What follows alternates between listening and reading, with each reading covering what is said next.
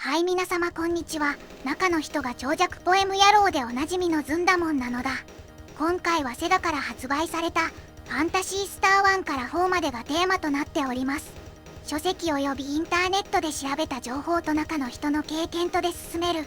非常にお詳しい方、動画の間違いを小やつめでスルーできない方はブラウザバックを強く推奨する。それでもよいよという方は少々お付き合いいただきたい。ファミコンを中心として遊んだ世代にとってロールプレイングゲームの代表といえばドラゴンクエストやファイナルファンタジーシリーズだろう。当時の RPG の主流は剣と魔法を使う中世ヨーロッパを思わせるゲーム設定がほとんどであった。セガは当時メガドライブ発売前、セガマーク3とマスターシステムを発売していた。マスターシステムは FM 音源が標準搭載されていた。時期的にドラゴンクエスト2と3が発売される間の1987年12月20日、セガファン待望の RPG がセガから発売された。当時としては珍しい SF とファンタジーを融合させた世界観や主人公が女性であること、3つの惑星を渡り歩く壮大なプレイフィールド、フルアニメーションで動く敵キャラクター、滑らかな 3D ダンジョンなど唯一無二の世界観を持つゲームだった。ファミコンでドラゴンクエスト人気が爆発する中、セガ野郎にとって自慢のゲームだった。この世界観はメガドライブシリーズにも受け継がれ、その後のファンタシースターオンラインへもつながる。簡単に時系列を紹介しよう。最初がファンタシースター AW342 年の物語である。ファンタシースター2帰らざる時の終わりに AW1284 年の物語である。初代から942年後の物語である。一つ飛んでファンタシースター4千年期の終わりに AW2284 年の物語である。2から1000年後の物語である。3は4のさらに未来の話である。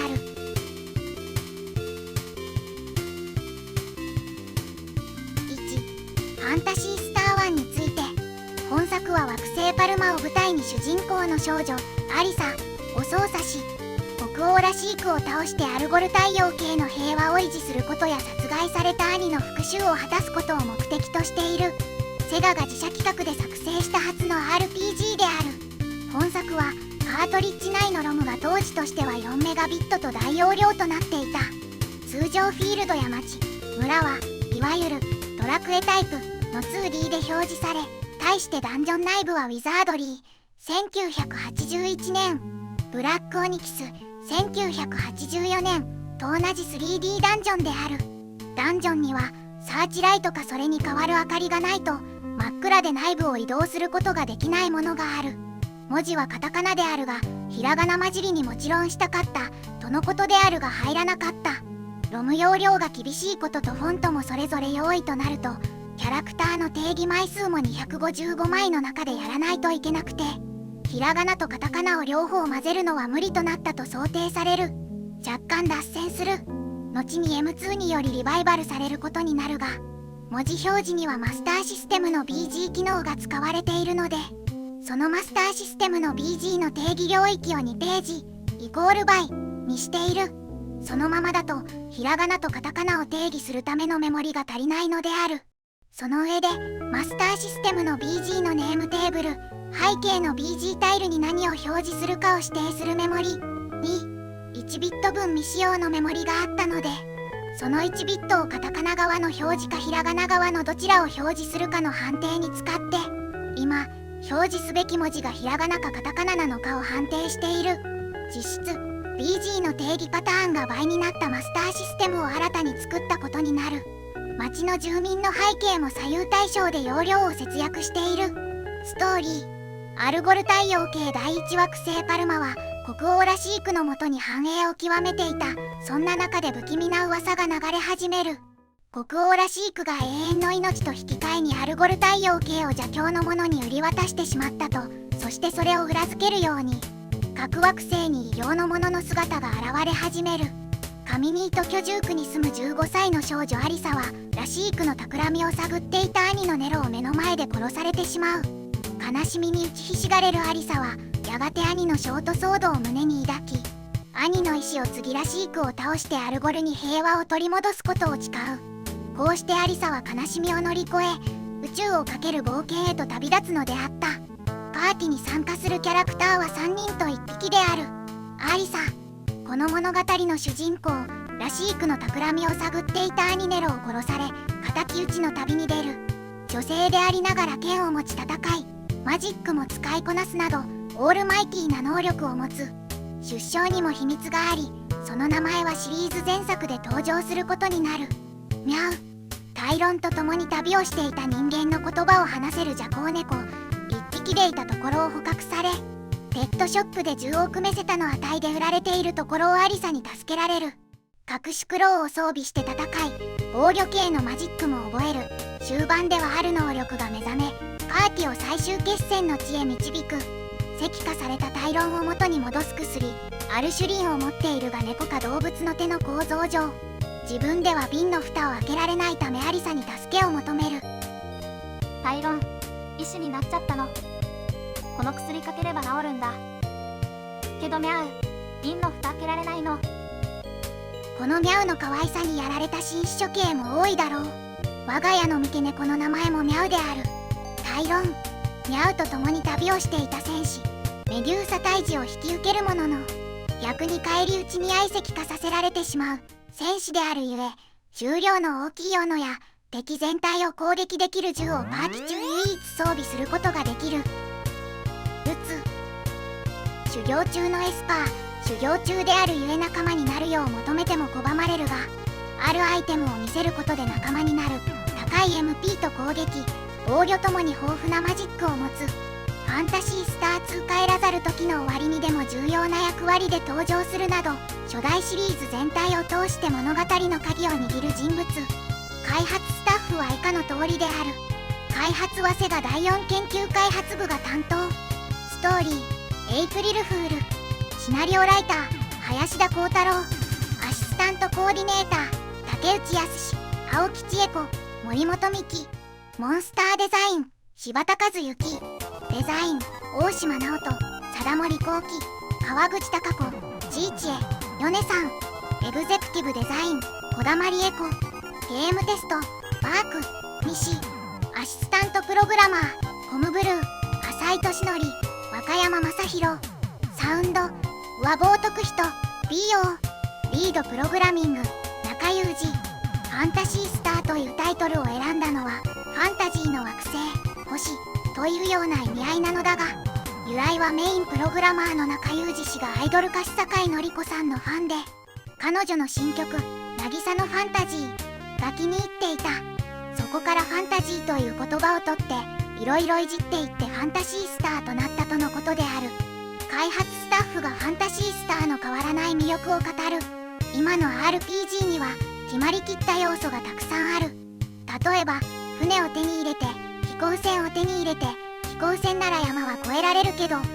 壊できないなどである。ファンタシースターではアイスデッカーという大胆なアイデアがあって、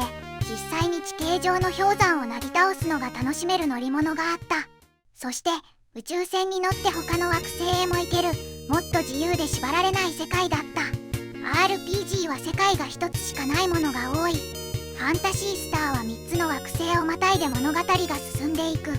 そういう自由な冒険感が魅力の一つであり、 SFRPG というところも特徴であるが、 SF に剣と魔法を混ぜているので、すごく自由でワイルドな世界になっている。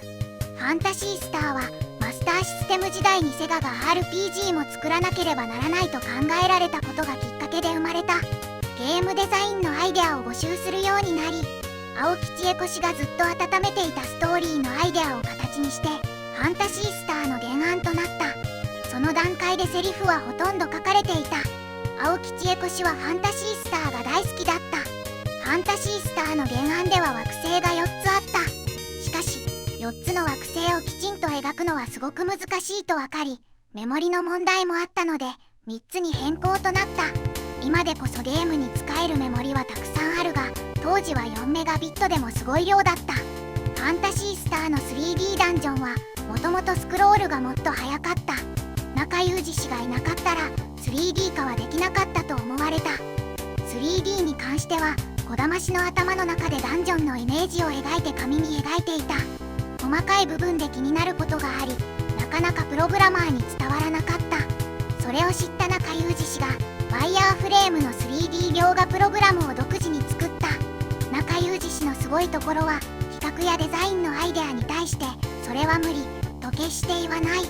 デザイナーの要望を真剣に考えてくれて、それを実現するための工夫をいつも考えてくれていた。もともとはスクロールが速すぎてハイスピードシューティングゲームみたいに目が回りそうだった。ダンジョン内でセーブができたことで大きな問題が起こった。ダンジョンの奥深くで戦闘の地に瀕死の状態になった時、セーブできてしまう。でもそうすると必ず弱った状態でスタートしてしまい、敵に遭遇しても勝てずダンジョンに閉じ込められてしまう。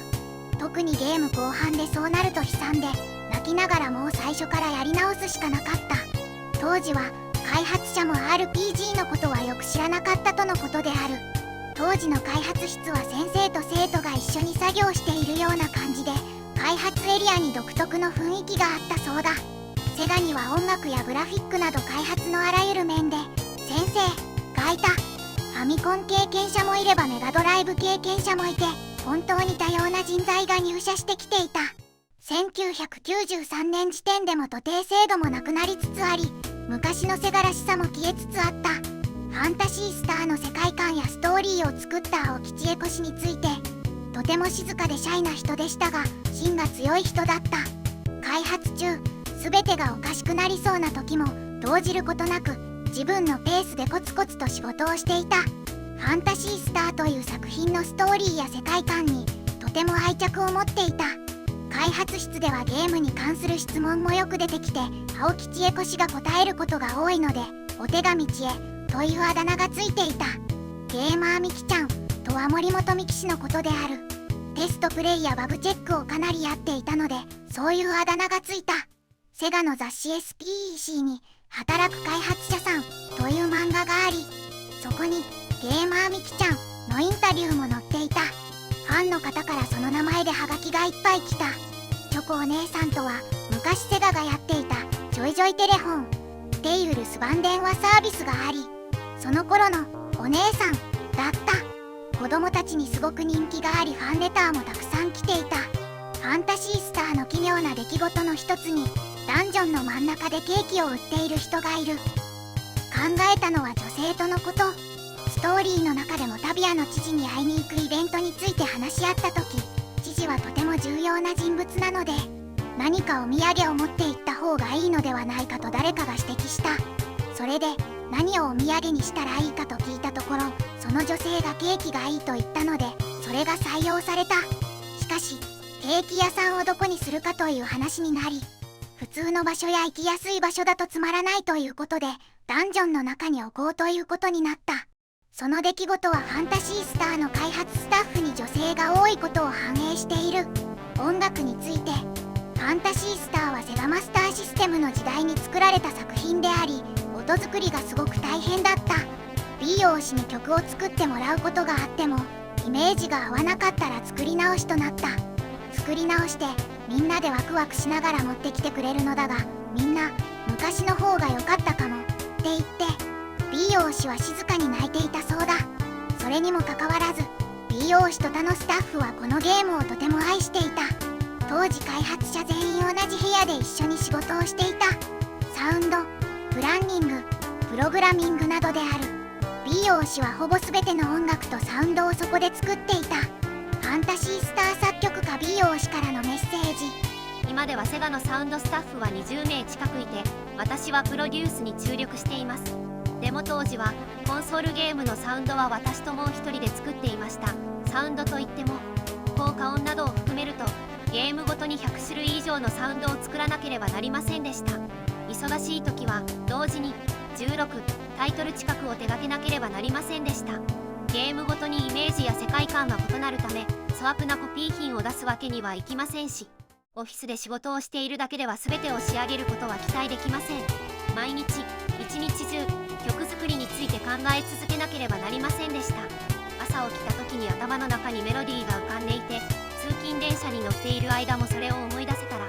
それは良いメロディーだと思い、結局それを使うことになります。時間管理が全てを仕上げる鍵でした。時間をブロックに分割し、一定期間内に各ゲームの曲を制作し、次に次の曲に移りました。ファンタシースターはマスターシステム時代に作られた作品なので、使える音もメモリも制限がありました。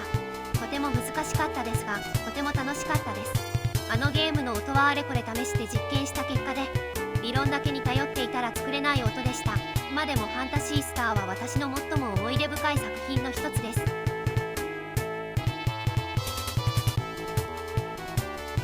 ファンタシースターの思い出。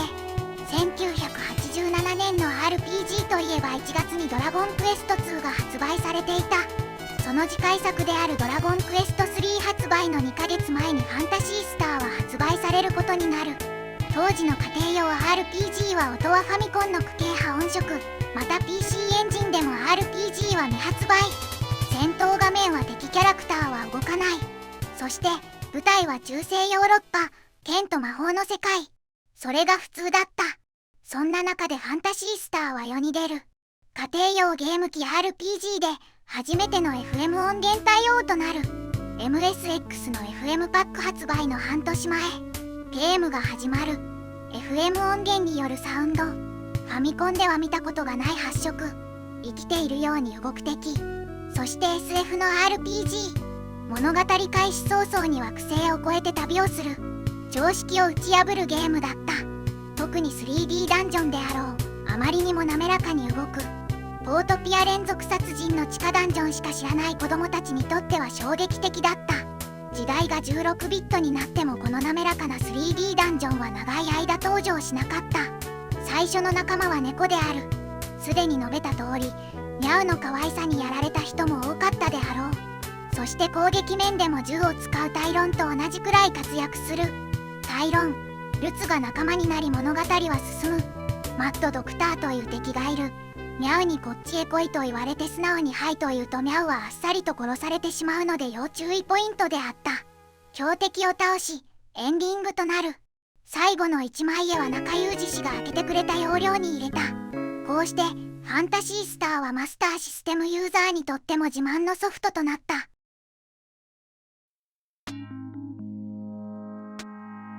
2. ファンタシースター2について。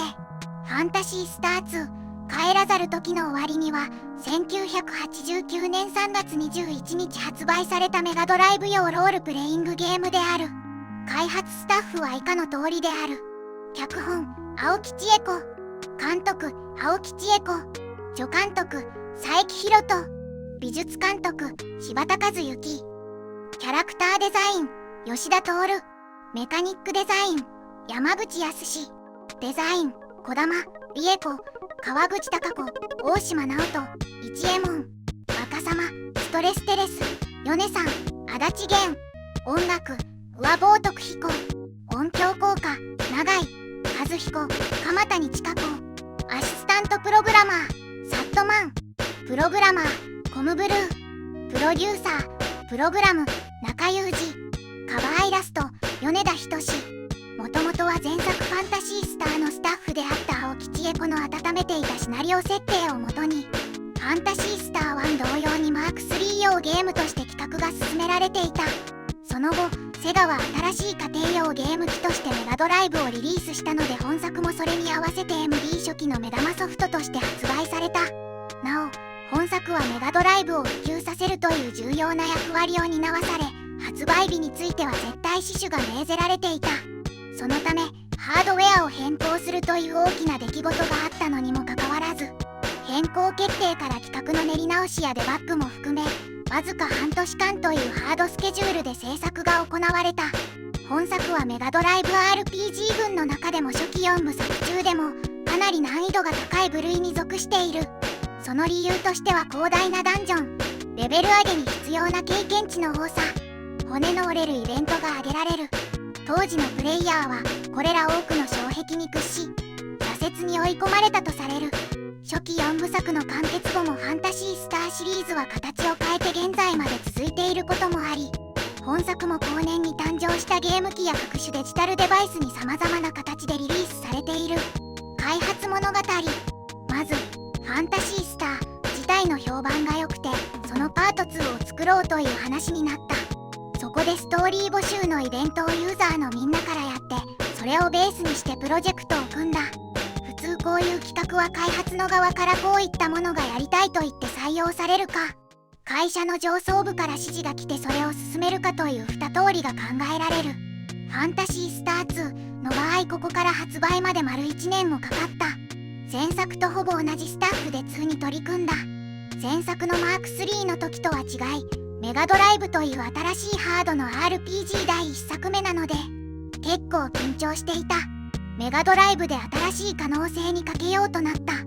いよいよゲームを具体的に開発する段階になってのプレッシャーがあった。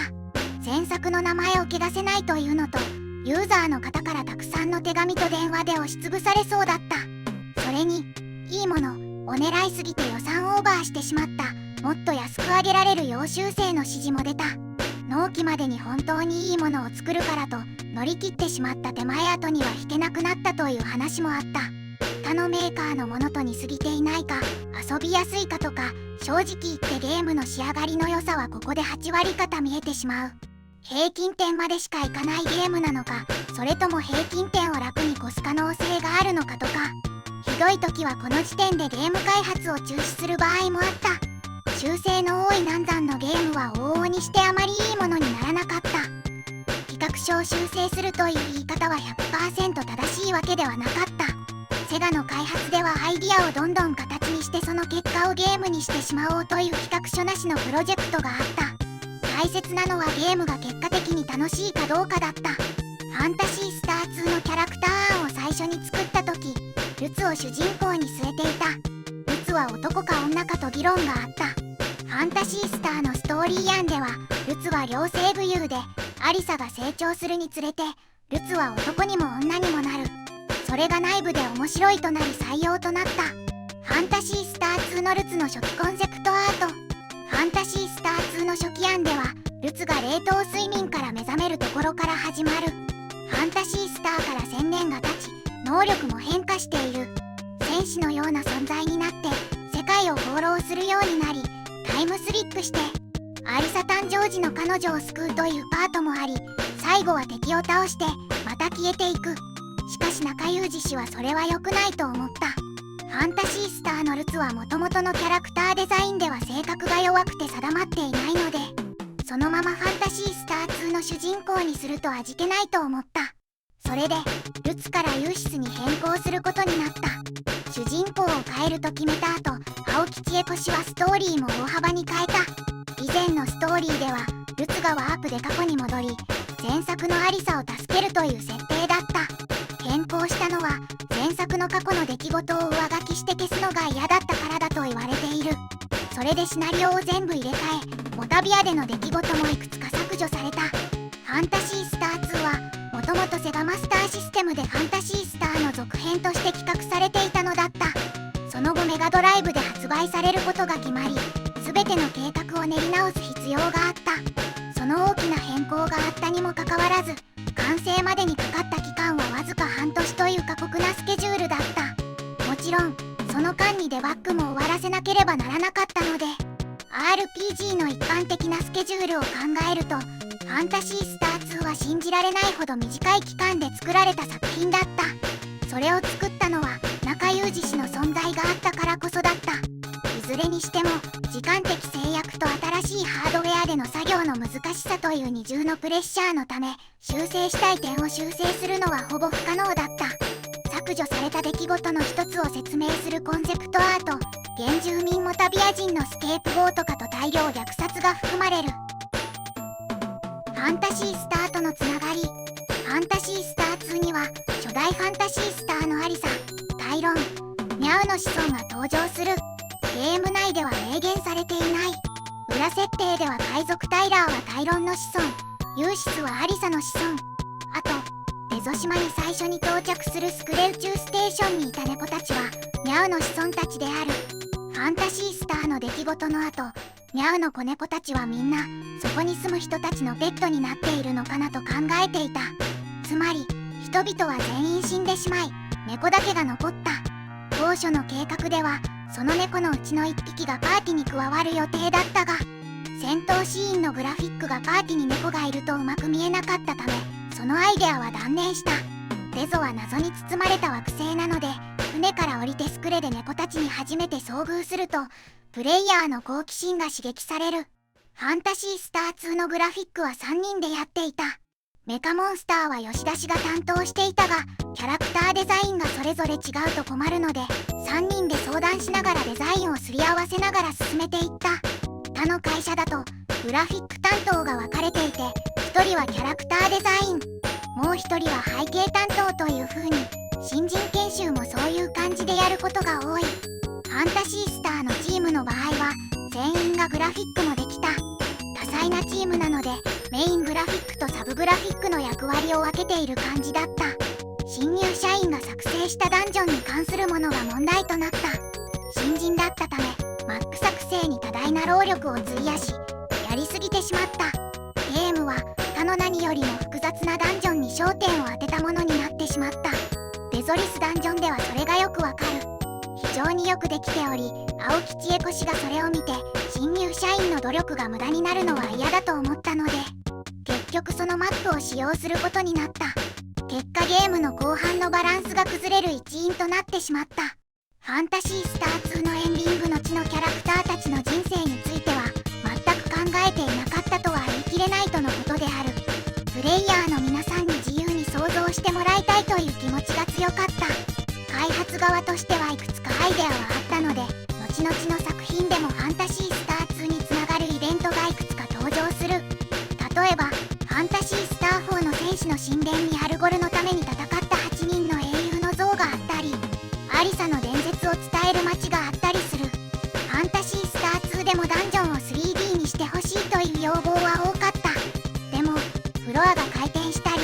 いろいろ工夫して納得できるようなダンジョンにするには、メガドライブのメモリを大量に消費してしまいほぼ不可能だった。後半は制約との戦いだった。4メガだったのがいつの間にか6メガにはなっていた。後半は十数人で開発をしていた。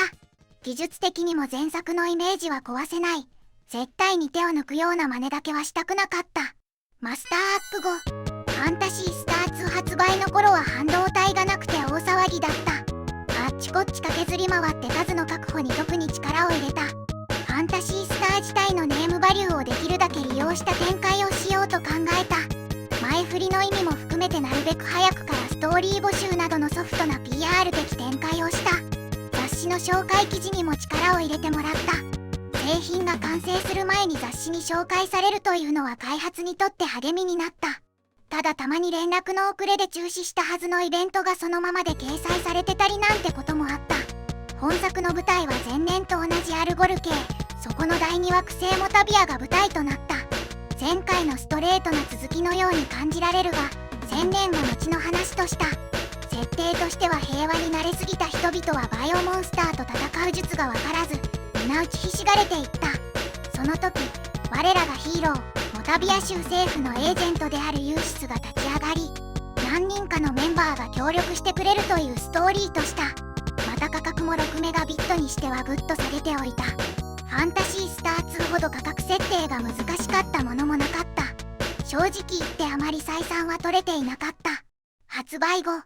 発売日は開発の担当者あたりは忙しくなければ小売店に偵察に行っていた。ユーザーの反響は大きかった。発売日から電話がもうじゃんじゃんかかってきた。これが日を追うごとにすごくなった。その内容のほとんどが、ここはどうなってるの？できないよ、といったもの。不思議とみんな引っかかる場所は一緒。だからその質問に対するマニュアルを作ってみんなで持っていた。そうして1ヶ月もするとだんだん、できたよ、っていう声が多くなってきた。みんなきちんと報告してくれてこの電話を聞くと何か無性に嬉しくなった。普通の仕事じゃ味わえない喜びの一つだった。これがあるから大変でも次のゲームに力を注いだ。作曲家 B 王氏からのオリジナル CD 発売時のメッセージを紹介しよう。ファンタシースターが発売されてから20年が経ちました。世の中が大きく変わる中、ファンタシースターのオリジナル CD が発売されると聞いてとても驚きました。 CD 発売にあたり多くの方のご協力とご尽力に心より感謝申し上げます。私には長年大切に保管している特別なカセットテープがあります。それはファンタシースターが発売されてから1ヶ月ほど経った頃、あるファンからもらったものです。彼はそのカセットテープにゲームの音楽を全て録音しました。手作りのケースカバーと一緒に、彼はこれからも感動的な音楽を作り続けてくださいという励ましの言葉を書いた手紙も同封していました。それは私が今でも大切にしているたくさんの思い出の一つに過ぎません。当時は日本がバブル景気に沸き立つ直前の時代でした。ゲーム熱が高まった時代で、ファンタシースターへの情熱もまさにその時代の一部です。ファンタシースターの音楽もその熱狂と結びついており、BO としての活動にもその熱狂が反映されていると思います。ファンタシースターの音楽が元気や躍動感を醸し出すのは、その時代を生きた私たちにもわかると思います。もちろん、ファンタシースターは私にとって特別な思い出のある当時の唯一のゲームではありません。しかし、それは大きな思い出の一つです。革命的なゲームに刺激を受けて、食事も飲み物もおろそかにして曲作りに没頭しました。この CD を聴くたびに、あの頃のリズムや知り合った人たちの顔、いろんな思い出が鮮明によみがえってきます。昨日の種が今日も明日も生き続ける、そういう意味では単なる買い越しみではありません。そう感じている人は多いと思いますし、その土を耕す私も同じ気持ちです。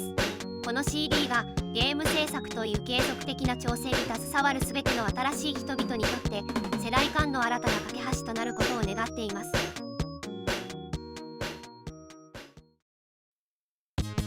ファンタシースター2の思い出。当時 RPG といえばドラゴンクエスト。ちょうどドラゴンクエスト3発売が1988年2月10日。ファンタシースター発売の1年前だった。大ヒットし、僕も含む多くのユーザーに愛された。メガドライブユーザーは RPG を求めて本体同時発売のはずが延期となり、半年待つことになる。そして発売された。僕にとっては初めてのファンタシースターだった。オープニングが始まる。見たことがない色数。FM 音源 YM2612 による重厚なサウンド。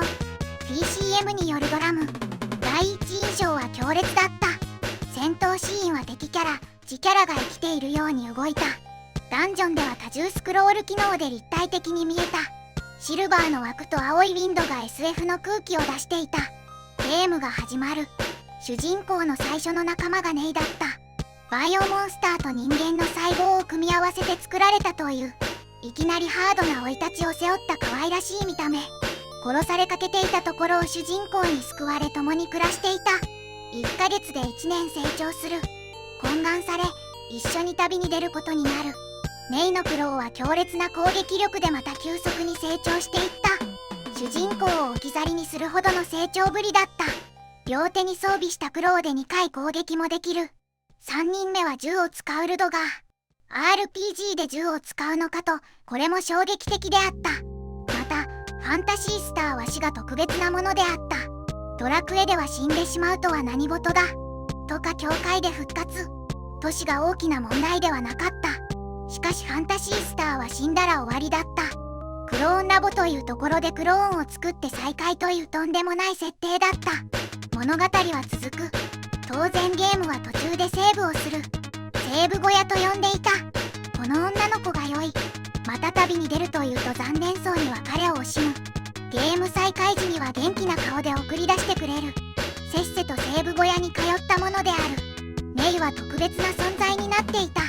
ネイファーストという敵が現れる。物語の始まる原因もネイファーストによるものだった。姉であるネイファーストに人間への復讐を止めさせようとするネイ。ネイは敗れる。ネイファーストを倒すもクローンラボに急いで運ぶも復活ができなかった。ファイナルファンタジー7でメインヒロインが離脱するが、この時すでにその展開があった。呆然とする少年たちが全国にいた。そしてストーリーの最後、まさかの敵の正体。メンバー全員が集まり最後の戦いに向かう。ここで物語は終わる。ハッピーエンドで終わらない。少年の心に強く記憶に残るゲームとなった。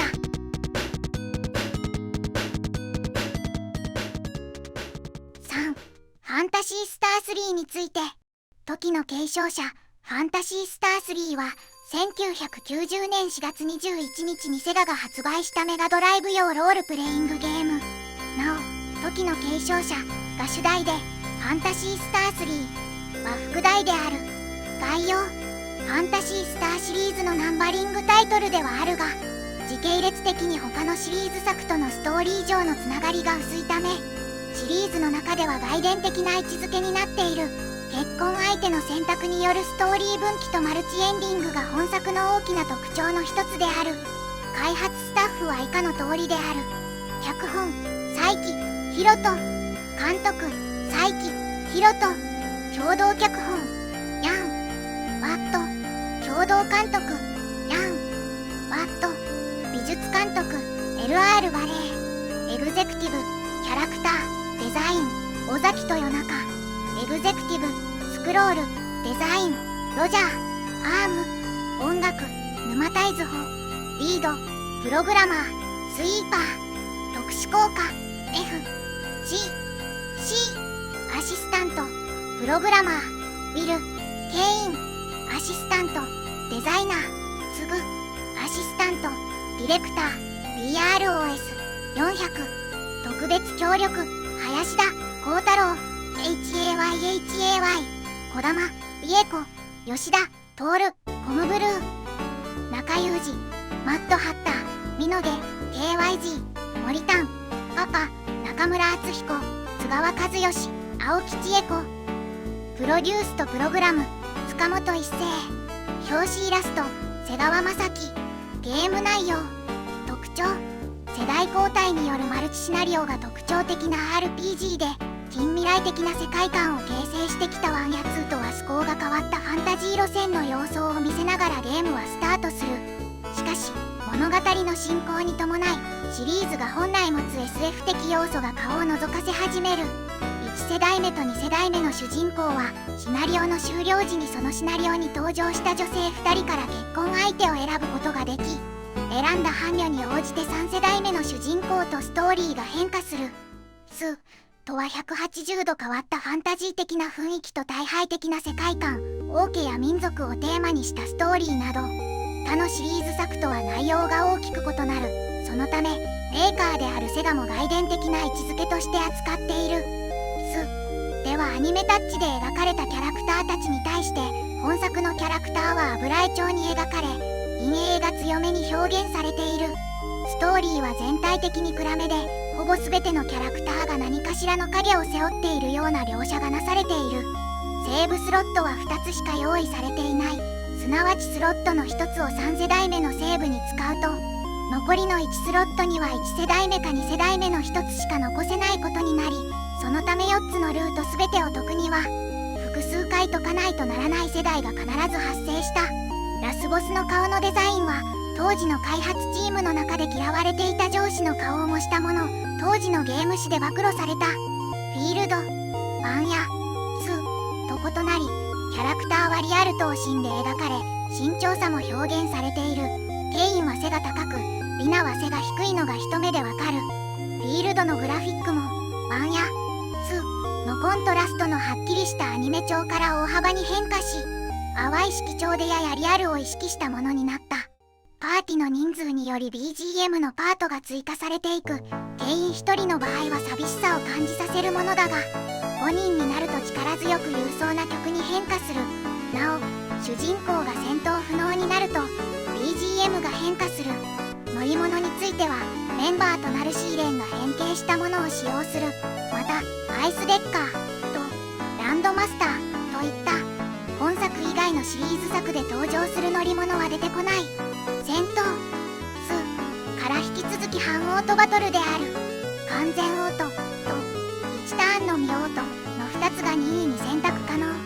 戦闘シーンのアニメーションが1や2に比べて簡略化されている。どちらかといえば2よりも1に近く、主人公らのプレイヤーキャラクターは一切表示されず、敵キャラクターは1と同様、攻撃時とテクニック使用時のみアニメーションする。敵が前列、小型、と後列、大型の2ラインに分かれて出現し、後列は前列よりも攻撃が効きにくくなっている。1ラインだけだった2と比較して、1回の戦闘での敵の出現数が多くなった。最大8体の敵を一度に相手にしなければならない場合もある。回復以外のテクニックは効果が薄く使用頻度が低い。後のシリーズでマスコット的扱いを受けるラッピーは今作からの登場。マルチエンディング。主人公が各シナリオのラストで2人いる結婚相手のうちどちらを選ぶかで次に進むシナリオが変わるマルチエンディングを採用しており、全エンディングの内容を書いて送ると抽選で景品が当たる早時コンテストが行われていた。親子3代にわたる物語としては事実上ドラゴンクエスト5天空の花嫁より先ということになる。ストーリー。1000年前、人々は今は失われた科学技術文明の中で生きていた。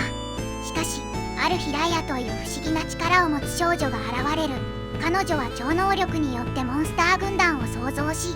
それらを率いて世界を席巻する。それまでの科学技術文明はライアの不思議な力の前に敗れ去り、世界中がライア軍に征服されかけていた。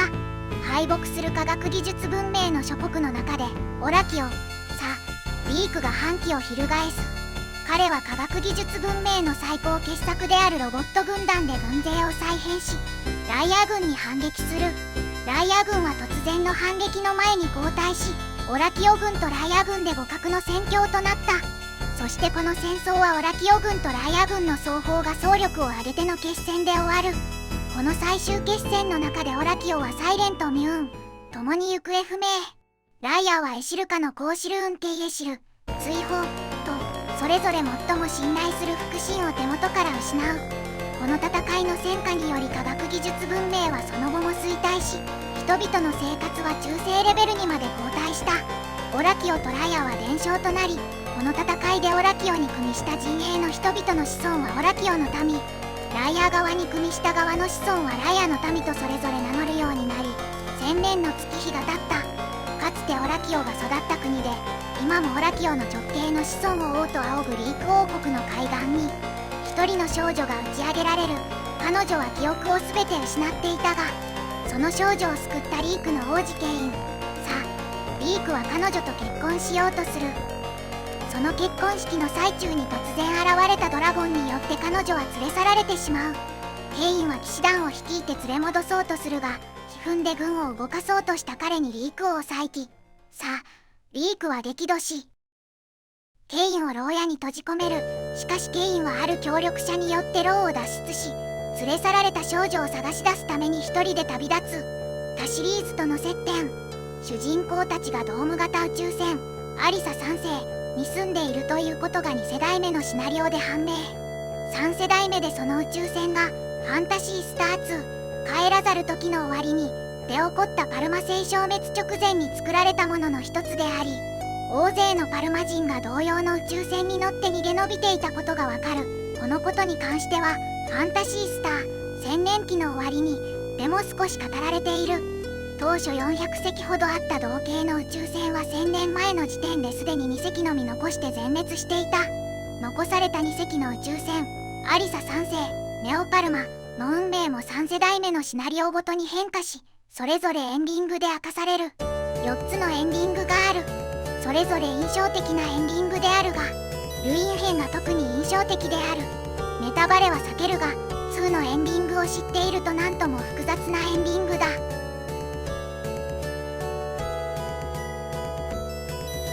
登場人物は非常に多いので紹介を断念する。3世代を通じて行動を共にするロボットのみ紹介する。ニュータイプ S2 女性型アンドロイド推定580歳全世代にわたって主人公と旅を共にする。オラキオの民から瞬きをしない人間なんてライアの民に違いないと追われていたところをケインによって救われ、以後行動を共にすることに瞬きをしないことを除けば人間の少女と見分けがつかない。感情を持つがそれが自分の意思によるものなのかプログラムによるものかは不明。両手にクローを装備可能。シーレンタイプ386システム中性型ロボット推定800歳重機の扱いを得意とし、高い防御力も持ちその戦闘力は非常に高い。入道様全世代にわたって主人公と旅を共にするが、彼女とは違い感情は存在しておらず、どんな命令にも忠実に従う。ゲーム後半では3種類のパーツによって海や空の移動が可能な乗り物に変形する。ファンタシースターオンラインの開発中に登場予定があった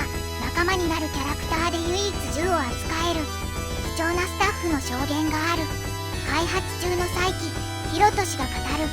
彼が語る壮大なスケールの設定は驚くべき内容だった。ワン以降の世界を表現していて、パルマ人が大きな宇宙船に乗りアルゴルのジプシーとなってそれぞれの宇宙船を一つの星のように例えて暮らしているという設定だった。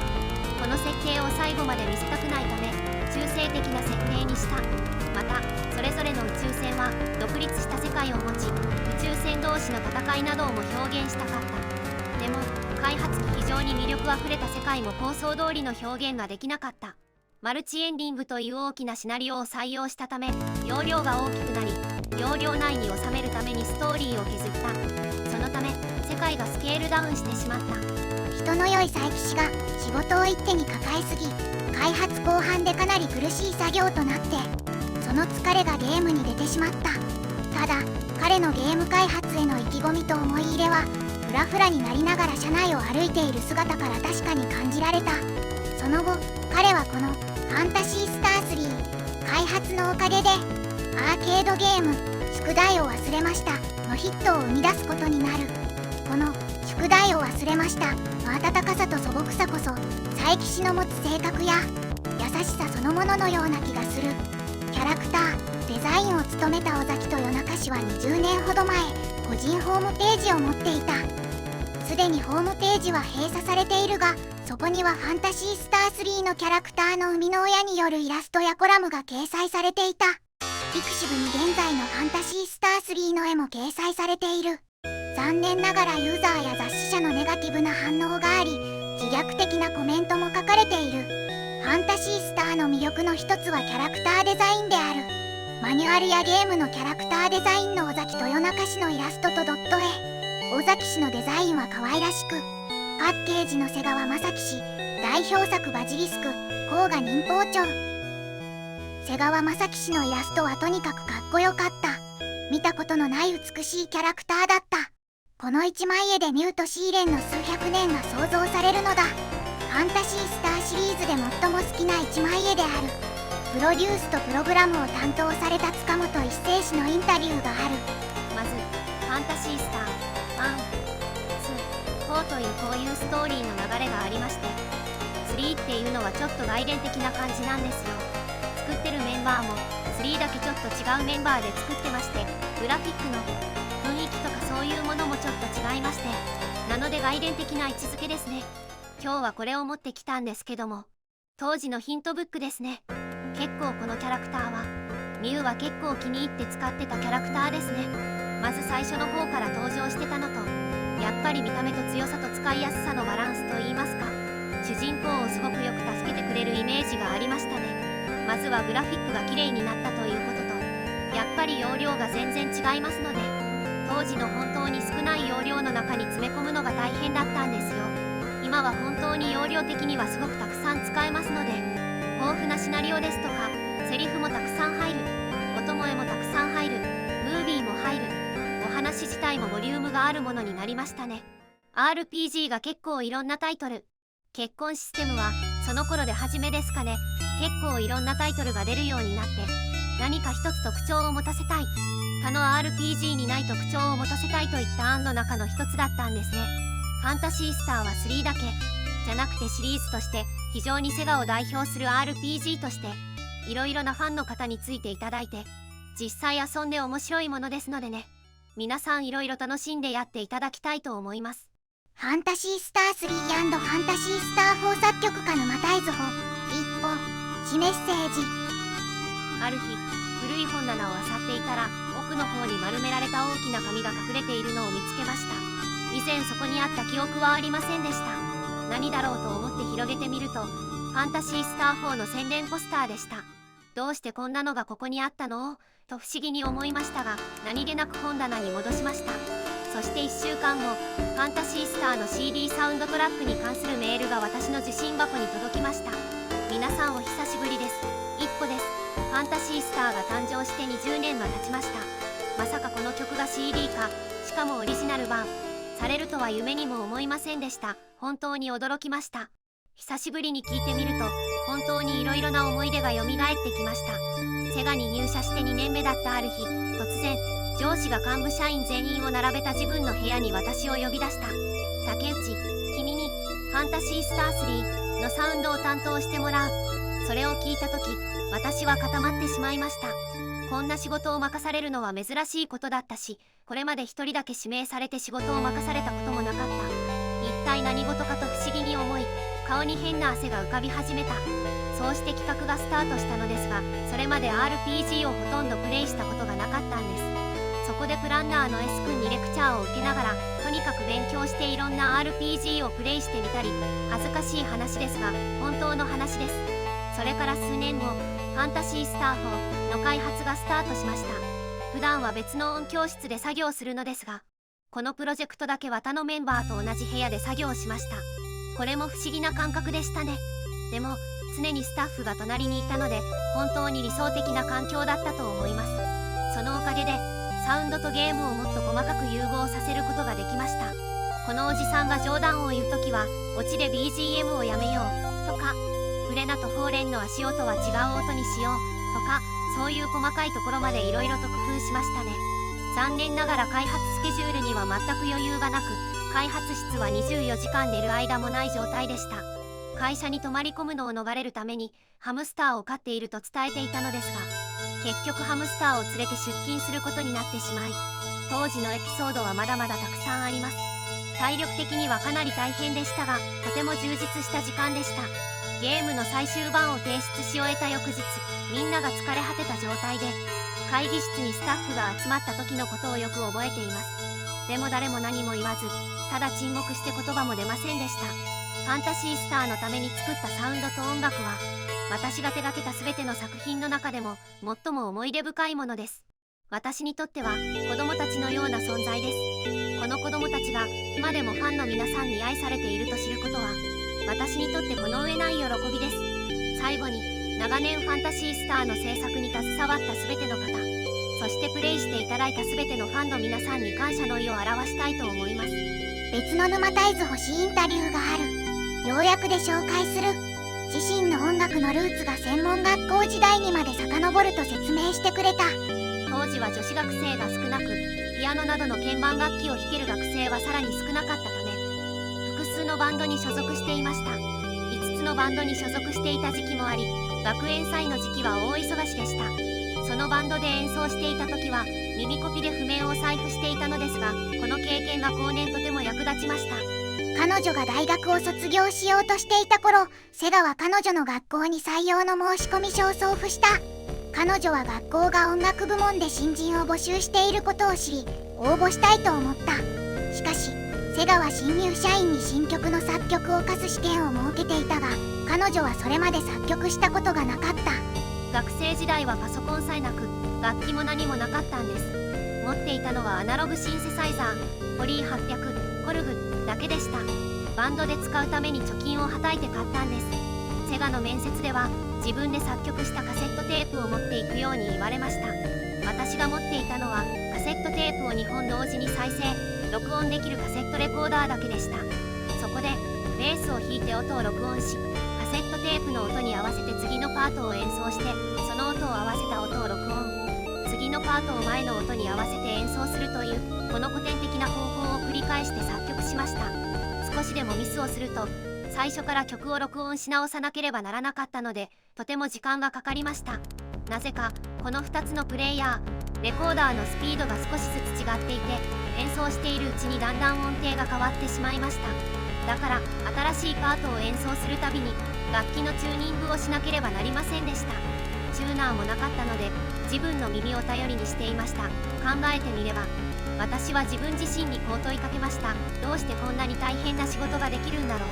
私は3曲作曲し、そのテープを面接に持参しました。幸運にも彼女は作曲を気に入ってくれて仕事を得て、1988年にセガに入社した。彼女がオリジナル曲を作曲した最初のゲームはファンタシースター3だった。セガの壮大な SFRPG シリーズの第3作目である本作はファンタシースターの方式も変え、物語とゲームプレイを大胆に進化させた。だんンジョントラックの忘れがたいリズムから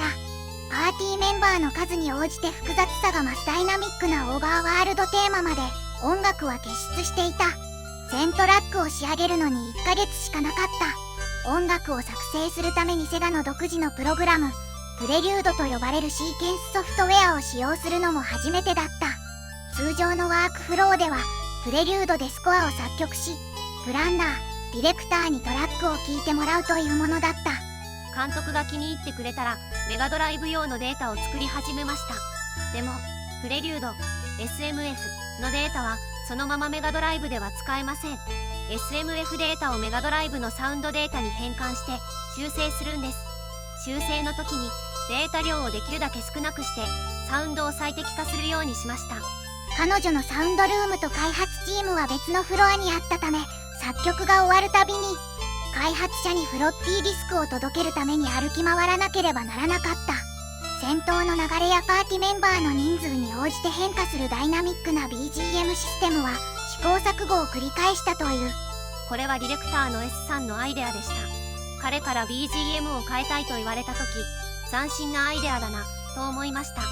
それと同時にサウンドデータとの向き合い方をどうしたらいいのかと悩みました。 S さんは音楽の知識が豊富なのでファンタシースター3の BGM をこうしたいというイメージが明確で、それを私にも伝えてくれました。お互いクラシック音楽が好きだったのでアイデアの共有もスムーズでした。最初は人数ではなくパーティーに誰がいるかで BGM を変えてほしいと言われました。しかしパーティーに参加できるキャラクターの種類が多すぎる、キャラクターごとに独自の音楽を用意するとメモリを大量に消費して後半のステージでゲームが動かなくなるなどの問題があったため、そのアイデアは断念せざるを得ませんでした。戦闘シーンの音楽についてはもっと音楽のつながりをよくできたと思うし、音楽のパターンももっと使えたと思います。確かに少し後悔しています。今ファンタシースター3の音楽をやるとしたら考えすぎてしまうし、当時よりもずっと時間がかかってしまうと思います。沼田氏にとって音楽を作曲するには多くのリサーチが必要だった。彼女は通常ゲームの概要やキャラクターや設定の詳細を記した資料を読むことから始める。場合によってはディレクターに希望を説明してもらうこともあったそうである。グラフィックがある程度できていないとサウンドの仕事は難しくなります。グラフィックを見ながら効果音を作るため、だから私は通常プログラマーやアーティストよりもずっと遅れて作業に取り掛かります。こうすることで監督の音楽のアイディアと自分のアイディアを融合するのがずっと簡単になります。アイディアを得るために絵を描くこともあります。グラフィックがまだ描かれていないシーンの作曲をしなければならないときは監督と話し合って何を望んでいるのかを知るようにしています。監督の中には音楽は何でもいいよとか好きなようにやってくださいという人もいます。そういう場合、私たちのアイディアを融合させるのは難しいと思います。頭の中で実際に作曲するときは想像力に大きく頼っています。監督が森の中の曲を書くように指示したら森の中にいるところを想像するだけです。すると突然頭の中で音楽が鳴り始め、それをキャッチして作曲を始めます。これをしているときは全く動かずに目を開けています。私を見たら君が悪いと思われるでしょう。フ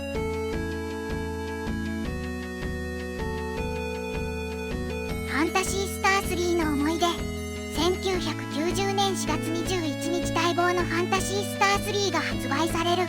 現在でもネガティブな意見が多く、ファンタシースター4では3のキャラクター表示システムが2に戻されるということまで起きている。今回の動画作成にあたっても参照元となる最もネタが少ない。しかし中の人はファンタシースターシリーズで最もダントツで好きなゲームである。ゲームが始まる。沼田氏による神秘的なオープニングが始まる。このグラフィックである。メガドライブの発色数の限界を感じられないとんでもない一枚絵だった。この時点で普通のゲームではないと期待を感じた。そしてゲームが始まる。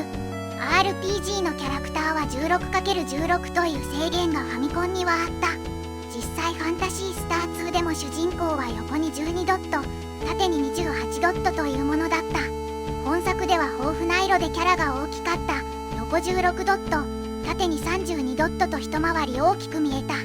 中間色を利用しキャラが立体的に見えたのだ。それだけで違うゲームのように感じた。ゲームが進む。驚いたのはダンジョンだった。ファンタシースター2のダンジョンは多重スクロール機能を上のパイプという表現で正直見にくい印象だった。本作では床面をガラスにして多重スクロールを表現。美しいダンジョンを見るのは初めてで、今でも世界一美しいダンジョンだと思っている。フィールドは最初は少ない音から始まってメンバーが増えると豪華になる。この表現も良かった。戦闘シーンは自キャラが表示されなくなったのは残念だったが、そのサウンドにしびれた。通常戦闘は1パターンの曲で押すように曲が用意されているくらいであった。戦闘曲は4つ用意されていた。通常の曲、ピンチになるとなる曲2種類、戦いが終焉に近くなるとなる曲。この展開が経験値稼ぎを飽きさせなかった。ファンタシースターは親子3世代にわたる物語だ。登場人物が世代を超えて入れ替わっていく。そんな中、ロボットキャラのミュウとシーレンの存在だ。特にシーレンはマニュアルのイラストもかっこよく、画面のキャラ表示もかっこよかった。そしてシーレンといえば変身シーンであろう。かっこいい曲に合わせて変身シーンがアニメーションで表現される。小さいキャラのシーレンが飛行機、船、潜水艦とスカイシーレン、アクアシーレン、サブマリンシーレンの3種類の乗り物に変身するのだ。大きさは人間よりも少し小さいくらいのシーレンが同じサイズで変身して、どうやってメンバー4人を乗せているのだと全国でネタにされたであろう。スカイシーレンはパーマン方式でいけそうだ。アクアシーレンもなんとか頑張れそうである。サブマリンシーレンは一見無理そうである。しかしゾーブボールという巨大なエアボールに人間が入り、引っ張ることでなんとかなりそうである。とにかく美しいゲームであった。結婚システムによって4つのストーリーがあり、長く楽しめた。4. ファンタシースター4について。ファンタシースター1000年期の終わりには1993年にセガから発売されたロールプレイングゲーム RPG。 1993年12月17日にメガドライブ用ソフトとして発売された。開発スタッフが非常に多いのでこちらは後ほど画面で紹介する。概要。ファンタシースターシリーズの初期4部作では最終作目となる。制作中のタイトルはファンタシースター4だったが、日本国内版では最終的に4は取り払われてリリースされている。ストーリーは4部作の完結編として位置づけられており、本作以前に出た過去作へのオマージュやストーリー的なつながりが多数用意されている。当時としては大容量のロムを生かしたビジュアルイベント発生時では小さなウィンドウを次々と表示し、漫画のコマのように見せる演出が特徴的である。設定。ストーリー。惑星パルマが滅んで1000年。惑星モタビアには謎のモンスターが多数徘徊し始めた。そのためにモンスターを退治することを生業とするハンターと呼ばれる人々がいた。新米のハンターであるルディの初仕事はモタビアアカデミーの地下に救っているというモンスターの退治。師匠であるライラと共にモタビアアカデミーに赴く。アルゴル太陽系シリーズ第1作のファンタシースターから約2000年が経つ間にアルゴル太陽系の様態も大きく変化している。第1惑星パルマ。高度な科学文明で発展の栄華を極めるが、1000年前の人工衛星衝突により爆発消滅。今は軌道上に残るアステロイドベルトにその痕跡を残すのみとなっている。第2惑星モタビア。モタビア勢力地下計画によるテラフォーミングで地表全体が砂漠から水や緑の豊かな星となり、多数のパルマ人が入植する。しかし惑星管理システムの崩壊により再び砂漠化が進み、今では人が住むのに適さない環境に戻りつつある。半年前から地殻変動が激しくなり新種のモンスターが異常発生している。自転軸が公転面に対してほぼ垂直のため四季がない。第3惑星デゾリス。かつては極寒の星であったが、惑星改造により平均気温が氷点下6度程度となる。大規模なラコニア鉱脈が見つかり、パルマ星から大量の労働入植者を受け入れるが閉山され、現在は鉱山労働者の子孫と先住種族デゾリアンによる独自の生活文化が形成されている。生態系の改造も行われ、低温に強い新しい動植物の食物連鎖が確立している。登場人物。パーティに参加するキャラクター。本作では途中でメンバーの離脱加入が繰り返されるものの、最終的にはルディ、スレイ、ファル、フォーレンの4人に1人を加えた5人でパーティを編成することになる。アルゴルさん、聖人、ニューマン、アンドロイドとシリーズほぼ全ての種族を網羅する。ルディ、アシュレ、本作の主人公、ストリートキッズで倉庫荒らしの常習犯だったところをライラに拾われる。ハンターとしての技術や社会のルール、礼儀を叩き込まれたルディがライラのパートナーとしての初仕事に挑むところから物語は始まる。16歳、各ステータスとも平均的に成長する。ライラ、ブラングウェン、ルディの師匠で八つ咲きのライラの異名を持つ腕利きの女ハンター。仕事に対してはシビアでビジネスの何たるかを心得ている。ブーメラン型の武器であるスライサーを自在に操る。しかし物語中盤でジオの戦いで戦死してしまう。年齢不詳、序盤戦のみの参加ではあるが高いステータスを誇る。ハーン、マーレイ、モタビア、アカデミーでホルトの助手を務める生命学研究者。実家はクルップの村の防具屋で将来を誓った婚約者がいる。田舎育ちの温厚さが災いして序盤ではライラの金づるにされる。24歳、テクニック関連以外の能力は低め。スレイ、ウォルシュ、太古の昔に消滅したはずの伝説の能力、マジックを使いこなす凄腕の魔導士。以前はライラとコンビを組んでいた。ストーリー後半で本シリーズの主要人物との関わりが明らかになる。年齢不詳、テクニック能力に長けており、特技のマジックは後半の敵に効果を発揮する。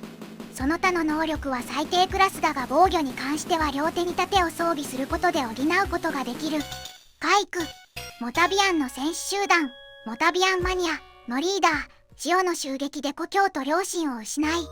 その仇を討つためにパーティに加わる。妹のパナと地震が苦手。19歳、典型的な戦士タイプでテクニック関連は弱いがメカに効くプロセダンが使える。フォーレン、人工惑星ゼランでアルゴル太陽系の管理を司る総合管理ユニット。ベースは軍事用アンドロイドで戦闘能力に優れる。人間の喜怒哀楽が理解できず無駄なエネルギーの消費と考えている。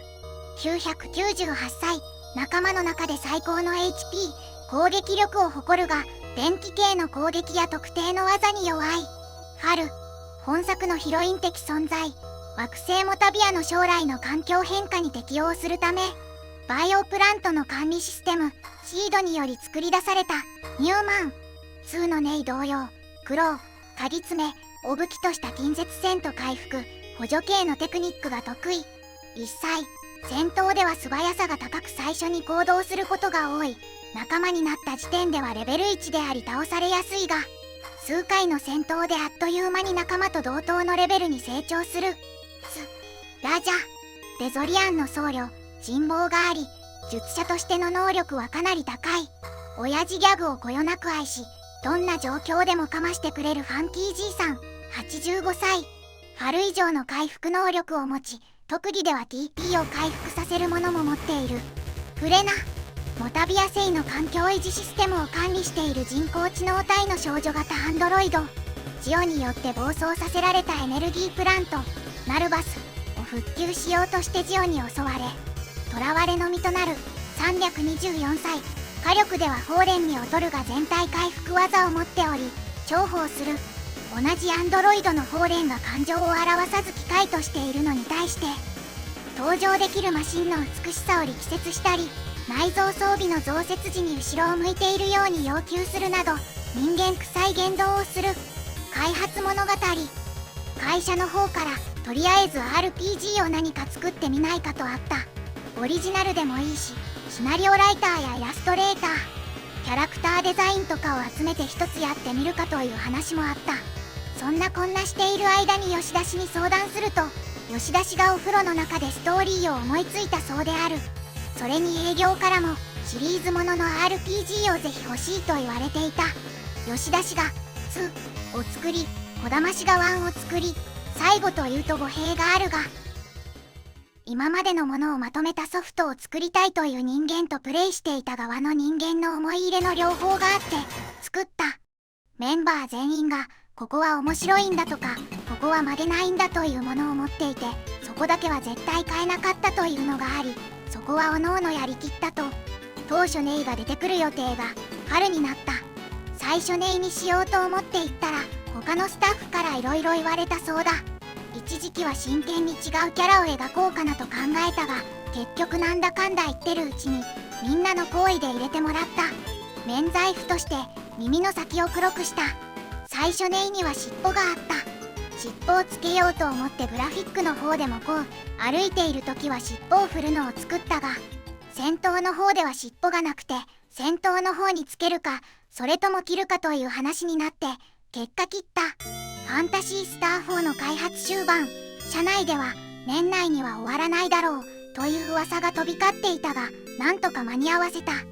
半分くらいの時点ではカットシーンのビジュアルがかなり残っていて、本当に終わらないんじゃないかとスタッフは思った。一番大変だったのは16メガビットのカートリッジから24メガビットのカートリッジに移行する時だった。セガが OK してくれるかすごく不安だった。でも OK が出てからはすごくアグレッシブに開発を進めていった。最後は24メガビットで大丈夫なのかもわからなくなってしまっていた。開発が楽しかった理由の一つは、開発者が自主的にプロジェクトを始めたことと、チームのメンバーの多くがファンタシースター2に携わっていたため、そのゲームの欠点や未完成のアイデアをファンタシースター4で解決できたことだという。ファンタシースター4は前2作の続きである。ファンタシースター3はサイドストーリー集のような感じだったが、ファンタシースター4ではファンタシースター1やファンタシースター2の時代背景を踏まえてメインストーリーに戻っている。太陽系全体を探索したり、惑星から惑星へ旅したりするゲームをもう一本作りたいと思っていた。ファンタシースター2を作った時、かなり手薄になってしまい、想像していたことを全て盛り込むことができなかった。そのため、ファンタシースター2でストーリーを残すのは本当にもったいないと感じ、そこからファンタシースター4のアイデアが生まれた。また、ファンタシースター2の戦闘アニメーションシステムは今でも結出していると考えている。このシステムにより非常に優れたビジュアル表現が可能になり、これを再検討しないのはもったいないと考えた。しかし、ファンタシースター2とファンタシースター3には多くの欠点もあった。それらを全て修正し、プレイヤーが決定版のファンタシースターとみなすゲームを作りたかった。その意味で、ファンタシースター4はシリーズの最高の要素をリメイクしたものだとも考えていた。設計案としては、ファンタシースター2ではできなかった乗り物バトルをぜひ取り入れたいと考えていた。ファンタシースター4の開発を始めた時、今回は絶対に乗り物バトルをやろうって言っていた。マップの移動をもっと楽しくしたかった。次の場所へ行きたい人にとってはすごく便利だし、経験値稼ぎたいなら歩いていけばいいし、乗り物のデザイン自体も懐かしくて泣けるかもしれない。キャラクターに関しては、前作は4人、ファンタシースター2は8人だったが、当時はキャラクターの性格や心理描写が浅い部分があったように思った。次回作を作るなら、そこを変えて、キャラクターの内面をもっと深くしたいと考えていた。ファンタシースター4の最初のスタッフ会議では、すでに4人のキャラクターが決まっていた。ルディ、スレイ、ファル、フォーレンである。彼らは前作の主人公たちの後継キャラクターだった。ルディはもちろんアリサの子孫として考えていた。ファルはネイのリメイク、スレイはルツと結びついた存在。フォーレンはファンタシースター3のシーレンのような存在だった。この4人のキャラクターが揃って初めてストーリーに本格的に取り組み始めた。もちろんデゾリアとモタビアの文化のユニークで風変わりな側面を取り上げたかったので、ラジャとパイクを作った。彼らはファンタシースター2に対する不満の一部を解消するための試みでもあったと言える。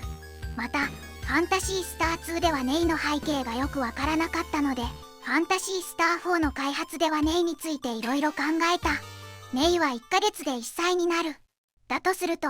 1年で12歳になり、そのうち人間と共存できなくなる。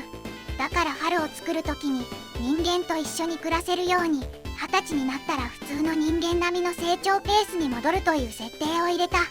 そういうところをファンタシースターの世界観にまとまりを持たせるような調整をファンタシースター4で流行りたかった。フファンタシースター4のストーリーについて開発にあたっては物語に決着をつけ全てを整理することが大きな目標だった。新規のプレイヤーに楽しんでもらうのはもちろんだが、ファンタシースター1からファンタシースター3までプレイしてきたファンの皆さんにも、ああ、そういうことだったのかという驚きを味わってもらいたかった。4ではファンタシースター2やファンタシースター3のような暗い結末にはしたくないと思っていた。前作は考えさせられる終わり方をしていて、やや暗く重い雰囲気になっていた。だから今回は正統派のハッピーエンドを目指した。今のスタッフはみんなアニメで育ったので、その影響もあるのかもしれない。新しいハードや機器をリリースするとユーザーの期待は高まる。例えばセガマスターシステムではファンタシースターの 3D ダンジョンが大きな注目を集めた。メガドライブ版のファンタシースターでも 3D ダンジョンを復活させてほしいという要望はたくさんあった。しかしメガドライブ版の 3D ダンジョンに SMS 時代の技術を盛り込むのはユーザーにとっては満足できないでしょうし、設計上の問題もある。床や天井など全てを回転させる必要があり、メモリを大量に消費してしまう。いずれにしても開発は常にプレイヤーの期待を超えることを試みなければならない。そのためファンタシースター4では 3D のアイデアを放棄した。RX キットや重王機のようなメガドライブ用に開発された最初のゲームは、グラフィック面で今振り返ると多くの欠陥があることに驚かされるが、当時は誰もメガドライブの開発に慣れていなかった。正直なところメガドライブの機能を本当に使いこなせるようになったのはファンタシースター2までだった。その意味であのゲームは技術的に非常に高いレベルに磨き上げられていた。モタビア人は1作目からファンタシースターに登場している。スター・ウォーズのジャワ人ってご存知だろうか。モタビア人はジャワ人からインスピレーションを受けている。前作では明確に描かれていなかったが、ファンタシースター2のゴミを集める癖やものづくりが好きといった特徴を取り入れ、背景を少し加えて肉付けしている。ファンタシースター4のカットシーンは漫画のコマを彷彿とさせるように作られており、大量の絵が必要だったためアーティストの吉田徹氏は限界まで追い詰められたそうだ。カットシーンのマルチウィンドウというシステムは最初に取り組んだものなので、ぜひプレイヤーの皆さんに見てもらいたい。吉田氏がものすごい量の絵を描いてくれたので、プレイヤーの皆さんもきっと喜んでくれると思う。カットシーンはファンタシースター4のために特別にデザインしたもの。多くのゲームで見られるような一画面だけのアニメ的な演出ではなく、漫画のようなレイアウトにしたかった。基本的にはシステムを作ったプログラマーの好みによるのだが、彼はオートバトルはあまり好きではなかった。オートバトルだとゲーム体験が断片的になりすぎてしまう。開発者たちはプレイヤーにバトルを本物の戦いとして捉えてもらい、技や能力を使ってもっと没頭してもらいたかった。ファンタシースター4で最初に取り組んだのは世界と設定の詳細を固めることだった。例えばろうそく1本を例にとると、この世界にはろうそくが1本あるだろうか、電気はあるだろうか、窓にはカーテンやドレープ、シェードはあるだろうかなど細かい点を詰めていった。キャラクターについては描きながら性格をほぼ決めていった。キャラクターに細部や背景を加えていくとストーリー自体も広がった。ただしゲーム中はそういった背景は明かさない。あえて秘密にしている部分も多く、それをプレイヤーに体験してもらいたいと考えている。ファンタシースターシリーズは時代も世界も違うので、あれは何だろうと疑問を持ちながらプレイしてもらいたかった。初めて Android を見た時も、これは一体何だろうと疑問に思ってもらいたかった。タイトルをファンタシースター4ではなくファンタシースター宣伝機の終わりにしたのもそういう理由からである。最近の RPG はユーザーフレンドリーになりすぎている。例えば店でバトルアックスを買うと、ゲームではパワーがプラス20とはっきり表示される。しかし全てをそのような数字で表示するのは好きではなかった。開発者が非常に注意深く構築した世界の完全性と幻想を維持するために、プレイヤーにはより強い素材で作られた武器だからより強いという印象だけを与えたいと思っている。ただし残念なことにヒットポイントは表示している。開発者の思い通りにできたらモンスターの名前や街や場所の名前に人間の言語は使いたくなかった。だってファンタシースターは完全に別の世界の物語である。でももちろんプレイヤーにとって意味不明で理解不能な言葉だけのゲームではうまくいかない。ファンタシースターシリーズが革新的だったのは主にグラフィックやビジュアル面だと考えている。ただテーブルゲームから発展した RPG やキャラクターはプレイヤーの想像の中に存在するものと考えるとあまり露骨に出すべきではないという考え方もある。ただ音や映像を露骨に使うことがビデオゲームの最大の魅力だと思っていて、それをファンタシースターシリーズは追求してきた。沼田氏、一歩氏、インタビュー。1993年、沼田氏はシリーズの4作目となるファンタシースター4千年期の終わりの制作に取り掛かった。沼田氏は上司に一つだけ大きなお願いをした。セガの開発チームとは別のフロアで働いていたため、他のスタッフと同じ部屋で作業することをお願いしたのだ。こんなことを言うと驚かれるかもしれませんが、コンシューマ向けソフトの開発ではプログラマー、グラフィックデザイナー、プランナー、ディレクターは同じ部屋で作業していましたが、サウンドデザイナーはそうではありませんでした。そのためサウンドに直接関係のない小さな変更があった場合、サウンドデザイナーはそれを知らずに作業を進めていました。もちろんサウンドデザイナーが知っておくべきだと思った場合は必ず連絡します。別の部屋で作業していたため、ゲームのグラフィックを常に確認できるわけではありませんでした。例えば武器を使った戦闘シーンのアニメーションや魔法の効果を確認したい場合は、コンシューマ向けソフトの開発が行われている部屋に行く必要がありました。上司が彼女の要求に同意した後、彼女は自分の機材を全て他のファンタシースター4があるフロアに移動した。プログラマーにどんなシーンでも見せてほしいと頼んだり、グラフィックデザイナーにどんなエフェクトでも見せてほしいと頼んだり、スタッフと雑談したり、一緒にランチを食べたりできました。これは特別なことのようには聞こえないかもしれませんが、私はこうした普通のことができていませんでした。スタッフと雑談したり、一緒におやつを食べたりといった絆を深める機会は仕事とは関係ないように思えるかもしれませんが、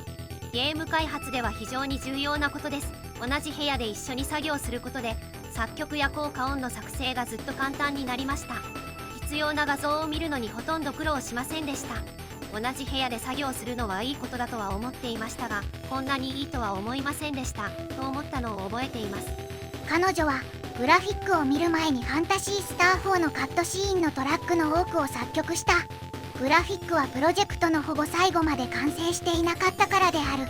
しかし手書きのストーリーボードは見ていたため、どのようなシーンで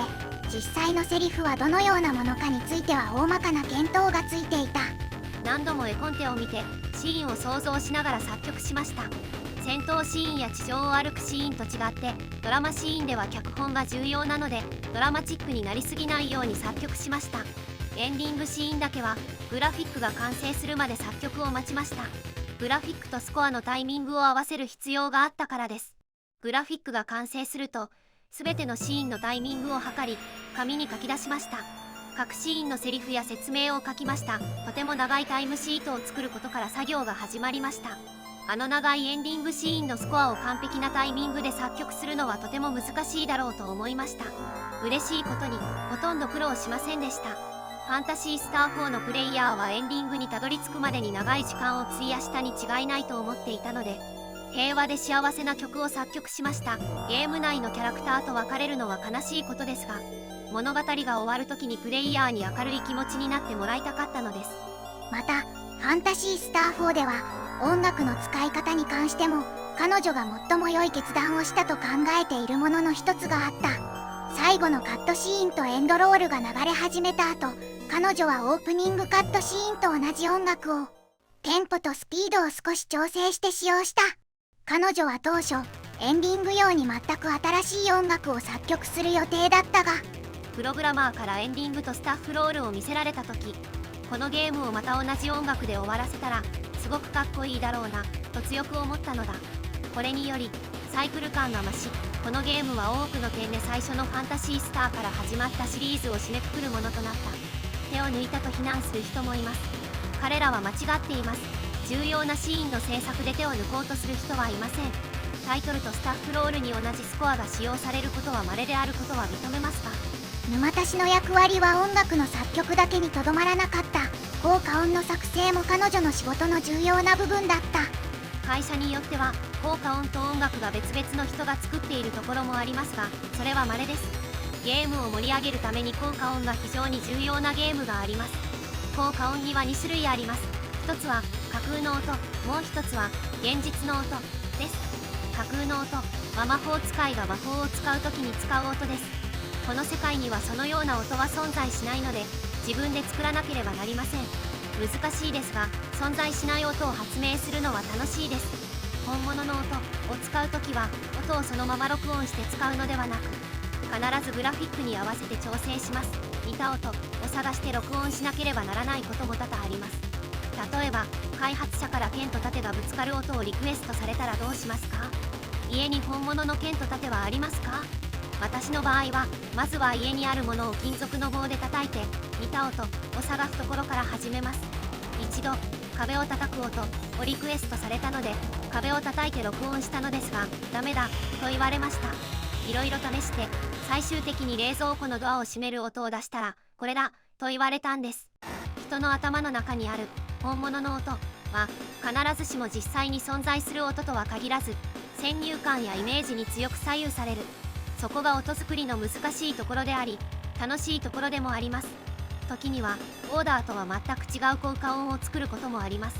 ピアノの音をオルゴールのバネで加工して怪獣の方向を作ったこともあります。時には無謀なことも必要ですよ。彼女は本能に従って効果的であると同時に大胆な選択をしてきた。沈黙は音楽よりもドラマチックなことがあると信じているからである。このシーンは音楽なしで済ませるべきと思うことが何度かありました。でも私がそう提案すると、開発者たちはプレイヤーがオーディオのバグと勘違いしたり手抜きをしていると思われたりするのではないかと心配して反対しました。私は何度もこの経験をしました。セガを辞めてフリーランスになってからも同じように感じることがあります。沼田氏はファンタシースター4の制作を終えて間もなくセガを去った。個人的な理由から彼女は受けたオファーの多くを断っている。彼女はキャリアを振り返り、作曲のプロセスがいかに反復的であるか、そしてサウンドトラックごとに実際に使用されるよりも多くのトラックを書いていることを明らかにした。私は多くの曲を破棄します。特にそれが自分の想像と違うと感じたり、単に気に入らなかったりした時はそうです。それから次の曲を作り始めます。自分の想像通りになるまでこのプロセスを繰り返します。これはあまり効率的な方法ではないかもしれません。私が優柔不断すぎるのかもしれません。しかし自分自身にこれでいいと言えるまで続けます。時には前日に大丈夫だと思った曲が次の日には全く大丈夫ではないことに気づき破棄することもあります。日本の陶芸家が作ったばかりのものを次々と壊していくようなものです。音楽家を目指す人々へのアドバイスとしては、音楽を作ることの本質的な性質について語る彼女の言葉に作曲に対する哲学の一部が現れていた。いろんな音楽を聴くことが大事です。音楽を聴くだけでなく、できれば体で感じる方が良いです。例えばフラメンコを作曲してほしいならフラメンコを見に行くべきです。クラシック風の音楽を作曲してほしいならクラシック音楽のコンサートに行くべきです。生演奏に心が揺さぶられる体験をすべきです。作曲に関しても今はノートパソコンさえあればいいですし、作曲したものを人に聴いてもらう方法はたくさんあります。作曲に興味がある方はすでにやっていると思いますし、それを続けるのが一番いい方法なので、私からのアドバイスは必要ないと思います。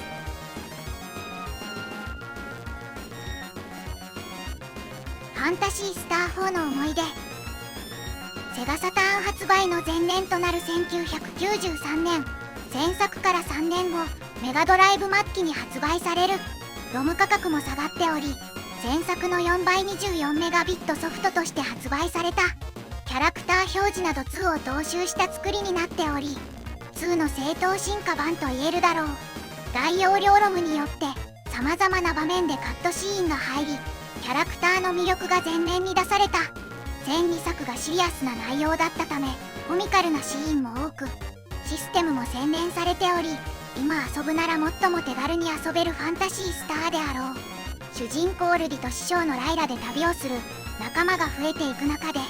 春が登場する。ファンタシースター2で圧倒的人気を誇ったネイを思わせるキャラクターであり、本作のヒロインである。もう一人ロボットの女性キャラフレナが登場する。お嬢様メカフェチキャラであり、こちらも人気となった。前作シーレンの後継的な存在でフォーレンが登場する。シーレンは細いボディが魅力だったわけであるが、急にマッチョキャラとなる。ボディービルコンテストのコールが飛び交うほどである。胸がはち切れそうだ。でかすぎて固定したんねがかかりそうだ。背筋な翼のようだ。空も飛べるはず。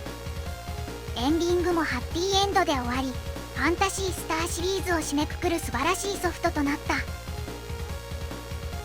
しかし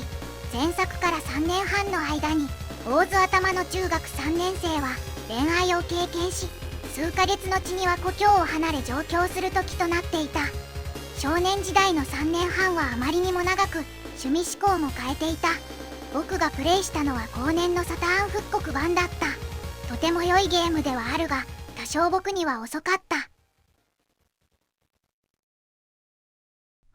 児玉理恵子氏 M2 堀井社長インタビュー。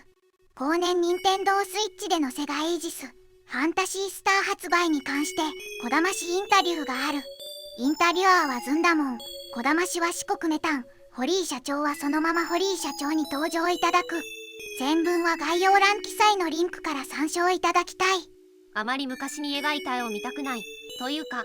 恥ずかしいから載せないでっていうのがやっぱりあってですね。笑い。実は以前のコンプリートコレクションの時にも、私の描いた絵を大きく載せるのとか勘弁してくれないかななんて抵抗したりしたんですよ。でも今回はもう私自身が担当しているので、もういいです、好きに使ってくださいという感じです。笑い。昔の取扱説明書に描いた絵ですとか、メガドライブ版のパッケージ裏に描いた絵とか、あとファンタシースター千年期の終わりにの時に本が出ていたのですが、それ用に描いたアリサやルツのイラストのデータなども全部渡してやっていただいてます。ご本人以上にファンである周囲が覚えているような状態だったんですね。児玉さんとしてはやっぱり恥ずかしいなっていう気持ちがありますか？それはそうですよ。だってもう30年も前に描いた絵なんですから。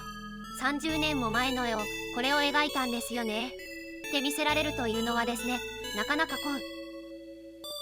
後に M2 がリバイバルする時に新機能を実装した。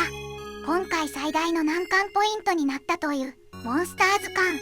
これに手を出したことで M2 は中裕二氏の恐ろしさを改めて痛感することになった。いえ、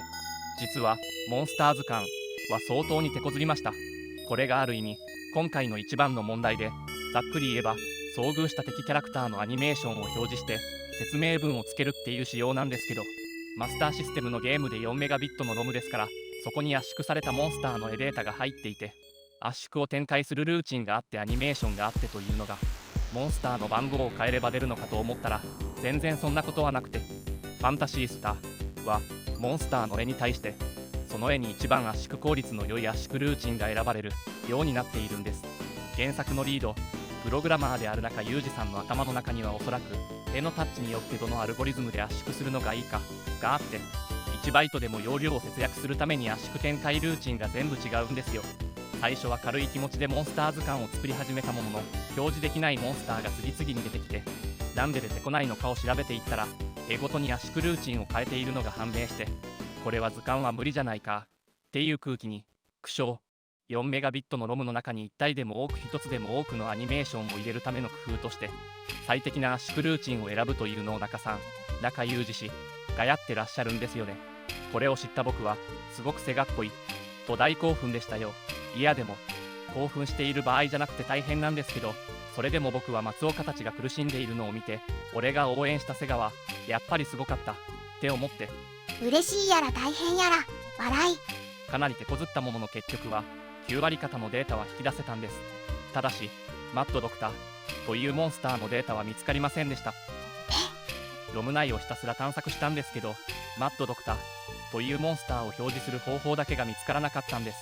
どこにどうやってデータが入っていて、どうやったら引っ張り出せるのかがわからない。なのでそのマットドクター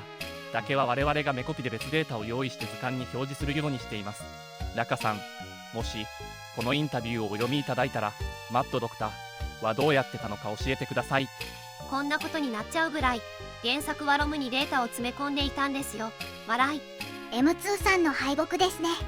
そうなんですよ。ロムから引っ張って作るモンスター図鑑なのに1体だけメコピってちょっとこのモンスター図鑑は本当にかなり時間がかかっていて、なんでそんなにかかるんだろうって私も思ったぐらいなんです。だってそのまま探し出して表示すればいいのではって思うじゃないですか。笑い。そうですよね。これは開発現場もわけがわからずパニックですよね。それにしても M2 さんの開発話としては珍しいですね。僕らはもう敗北感に苛まされていますよ。丸裸にしてやるって言ってゲームを作り始めているのに、天才の前についに。天才の技であり怨念であり、やっぱり俺たちが天下を取るっていう強い気持ちや、このゲームでユーザーをどこか新しい次元へ連れていくんだっていう気持ちを持ってゲーム制作をしていた人の凄さを感じましたね。それにしてもモンスターのデータの入れ方に驚きます。当時は容量とのせめぎ合いの時代ですよね。ですね。中さんがどうにかデータを詰め込んでくれて、これだけ余ったから絵をもう1枚入れましょうって言ってくれたこともありました。当時は RPG で敵がアニメーションするものとかもなかったので、やりたいけどそれには容量が厳しいよねっていうところからどうにか工夫して実現しようと進めていったのをよく覚えています。当時のファミコンとかマスターシステムのゲームは大きくても2メガビットのロムなんですよね。それがファンタシースターでは4メガビットになっていて、そこにどれだけのデータが詰め込まれているのかといえば、ラカさんの手腕のおかげで普通に作った時の5メガビットとか6メガビット分ぐらい入っているんですよ。それを今回のモンスター図鑑作りで苦労しながら改めて感じました。ラカさんがゲーム機を極限まで使い倒す鬼のような人なのは北斗の拳とかを見て知っていたのですが、改めて対峙させていただいて、やはり荒野を開拓した人は違うなと思った次第です。はい。当時の開発ってあくまで想像ですけども、一人の頑張りでこうなったからこうしちゃおうぜとかがどんどん入ってきたり、リベラルというか自由だったのを感じますよね。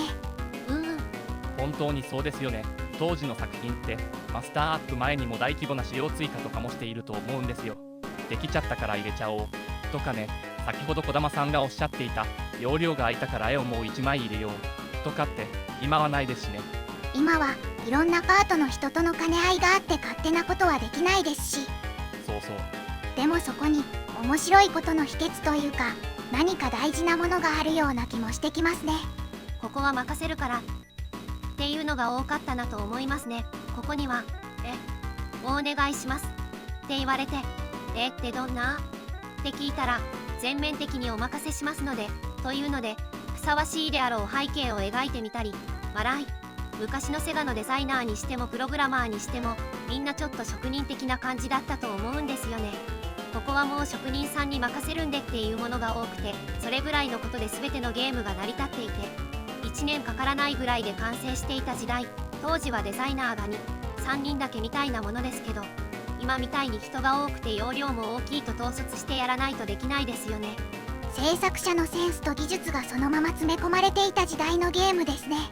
コードを読めば誰が書いたものかわかるし、絵を見ればどなたが描いたかわかるし、スプライトのパレットを見ればこの人なんじゃないかなってわかるような、そういうゲームですよね。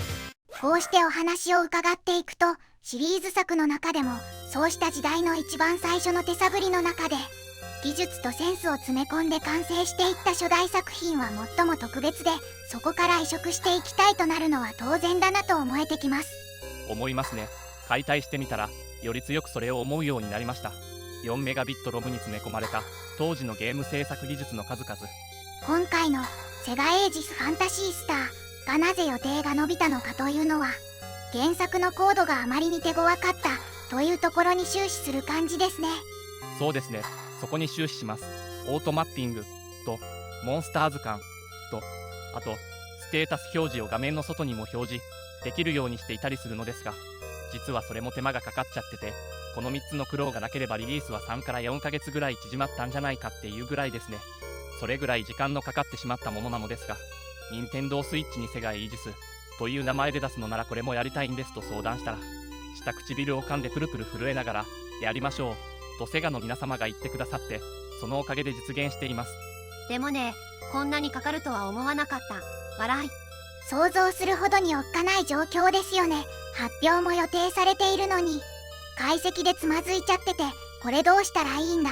わからないぞってなっちゃってるわけですから、気が気じゃない。この場を借りて言い訳をするわけじゃないですが、ある程度の見通しを立ててから解析するわけですけど、その見通し通りになるとは限らないんですよね。モンスターの表示ルーチンもまさか何通りもあって、最後まで解析しきれないモンスターまでいるだなんて解析前にはわかるわけないじゃないですか。分かっていたらもっと別なことを考えようかってなりますから。ですよね。それにしてもそのモンスター表示ルーチンの謎は気になりますね。容量をちょっとでも小さくするために、例えばタイルをいっぱい使っている絵と同じ色が並んでいる絵となら、それぞれに違う圧縮ルーチンを通した方がより圧縮できるんですよね。そういうことを一つ一つ中さんが考えていって、個別に圧縮ルーチンを用意していったんだと思うんです。それで数倍とアクゾ的なことを積み重ねていって。そうそう、その積み重ねで絵をもう1枚入れられるようになりましたみたいなことをされていたわけですよね。そういうのは当時は結構あった話で、例えば私じゃなくて別のデザイナーなんですけど、こういう色の並びを使った方がデータの圧縮率が高まるはずって考えて絵を描いていたりもしていたんですよ。そうか、逆もあるんだ。デザイナーさんも圧縮効率かつテレビでの見栄えを考えて絵を描いていくみたいな。そうそう、それを両方考えて配色するとかをやってたんですよ。今とはアプローチが違いますよね。デザインも技術から入ってる。昔だと 8×8 ドットを1セルと呼んでいたのですが、それを描いて反転させて使えばその分の容量は空きますから、それを多用して容量を節約したりしたんですよね。やりすぎるとそこがバレて絵が安っぽく見えたりするし、光源をきっちり書き込んであると反転させて使ったら光源おかしくないっ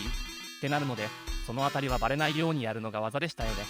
大きい絵の中でこことここは実は反転してるから見た目にはわからないけど実はそんなに容量を使っていないとか、ファンタシースターのイベントシーンの絵とかは比較的そういう方法を多用していると思います。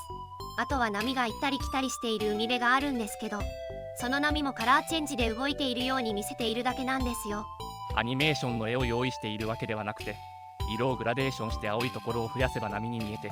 青いところを減らすと砂浜に見えるみたいな、そういう変化だけでアニメーションしているっぽく見せているんですよね。容量を節約しつつアニメーションしているように見せているわけですね。当時はそういう技をたくさん使っていましたね。当時の感覚って一個一個発明しているような感じというか、こうすればいいじゃん、あ、これいいねの連続だったような。そうですね、そんな感じだった。トンチ思いついて、このトンチいけてるから使おうみたいな、そういうのがいろんなゲームにあると思うんですよね。文字フォントがパレット変えると別の文字になったりするのを逆にうまく使っているのを見たりしたことがあって、こいつらどこまでやるんだって思ったこともありますね。 M2 解説パレットアニメーション。通常背景チップをアニメーションさせる場合、アニメパターン分の定義を用意して順番に切り替えることによって表現します。だがしかし、このような定義を一つだけ作成して6色のパレットの割り当てを変更してみると、海岸線の波しぶきのアニメーションが1枚の画像で完成。ロム容量を消費する定義パターンを大幅に削減することができました。このようにパレットの割り当てを変更して一つの定義で複数の状態を持たせるという手法を利用して作成したチップを並べることによって、波が打ち寄せる海岸線を小容量で表現しているのです。ファンタシースター制作当時のお話の数々、ドラゴンクエストを上司に勧められて仕事としてプレイしたことも、原作を制作されていた当時のお話をもっと伺いたいのですが、今ではセガの RPG 作品といえばファンタシースターシリーズとなりましたが、初代当時の1987年あたりはセガがアクションアーケード路線で走っている中ですよね。そこにファンタシースターがポンと現れているという印象があります。当時のコンシューマーゲーム機の状況に対してセガさんが切り込んでいったという印象ですね。やはりセガも RPG を作らないとという気持ちや考えがあってのスタートだったんでしょうか。そうですね、私は作り始めにはまだチームに参加していなくて、多分そういう話があったのは中さんと企画の林田さん、林田幸太郎氏あたりかなと思いますね。企画とプログラマーの話として 3D ダンジョンやりたいよねとか、モンスターは全部アニメーションさせたいよねとか話して、そこからデザイナーに話がやってきたという流れだと思います。 3D ダンジョンって作れるみたいな話をミーティングしましたね。あとそれの前振りだったんだと思うんですけど、私は当時の部長だった青木さんから「児玉ちょっとこのドラゴンクエストをやってみろよ」って言われたんですよね。笑い。言われたんですか？言われましたよ。すっげえ面白いからテロムまで用意してくれて、仕事中にやっても構わないからとまで言われて、マジですかって聞き返したりして笑い。じゃあやっぱりファンタシースターでセガとしても RPG が欲しいっていう上からの要請もありつつ、ドラゴンクエストが好きな人もいたりだったんですかね。そこまでは私の目線からははっきりしないので林田さんとかに聞かないと分かりませんが、青木部長は自分でドラゴンクエストを遊んでみてすごく面白かったみたいで、他にもウルティマやウィザードリーなどの海外の RPG をスタッフもやっていたようでした。そういうところからファンタシースターにつながったんでしょうね。ファミコン版のドラゴンクエスト2悪霊の神々が1987年1月26日に1メガビットロムで発売。ファンタシースターは同じ1987年12月20日に4メガビットロムで発売されている。 3D ダンジョンはやはりウィザードリーからの影響があったのでしょうか。そうですね、ウィザードリーの存在があったからですね。 3D ダンジョンを滑らかに動かそうというのも最初から考えていたのですか？滑らかに動かしたいっていうのは最初から言ってましたね。ただ本当はダンジョン内の自然物の表現もやりたかったんですよ。でも容量が足りなくて諦めました。あ、壁の絵をつけるということですか。ダンジョンの。そうそう、岸壁っぽい絵にしたかったんです。それって絵は作って試したんですか？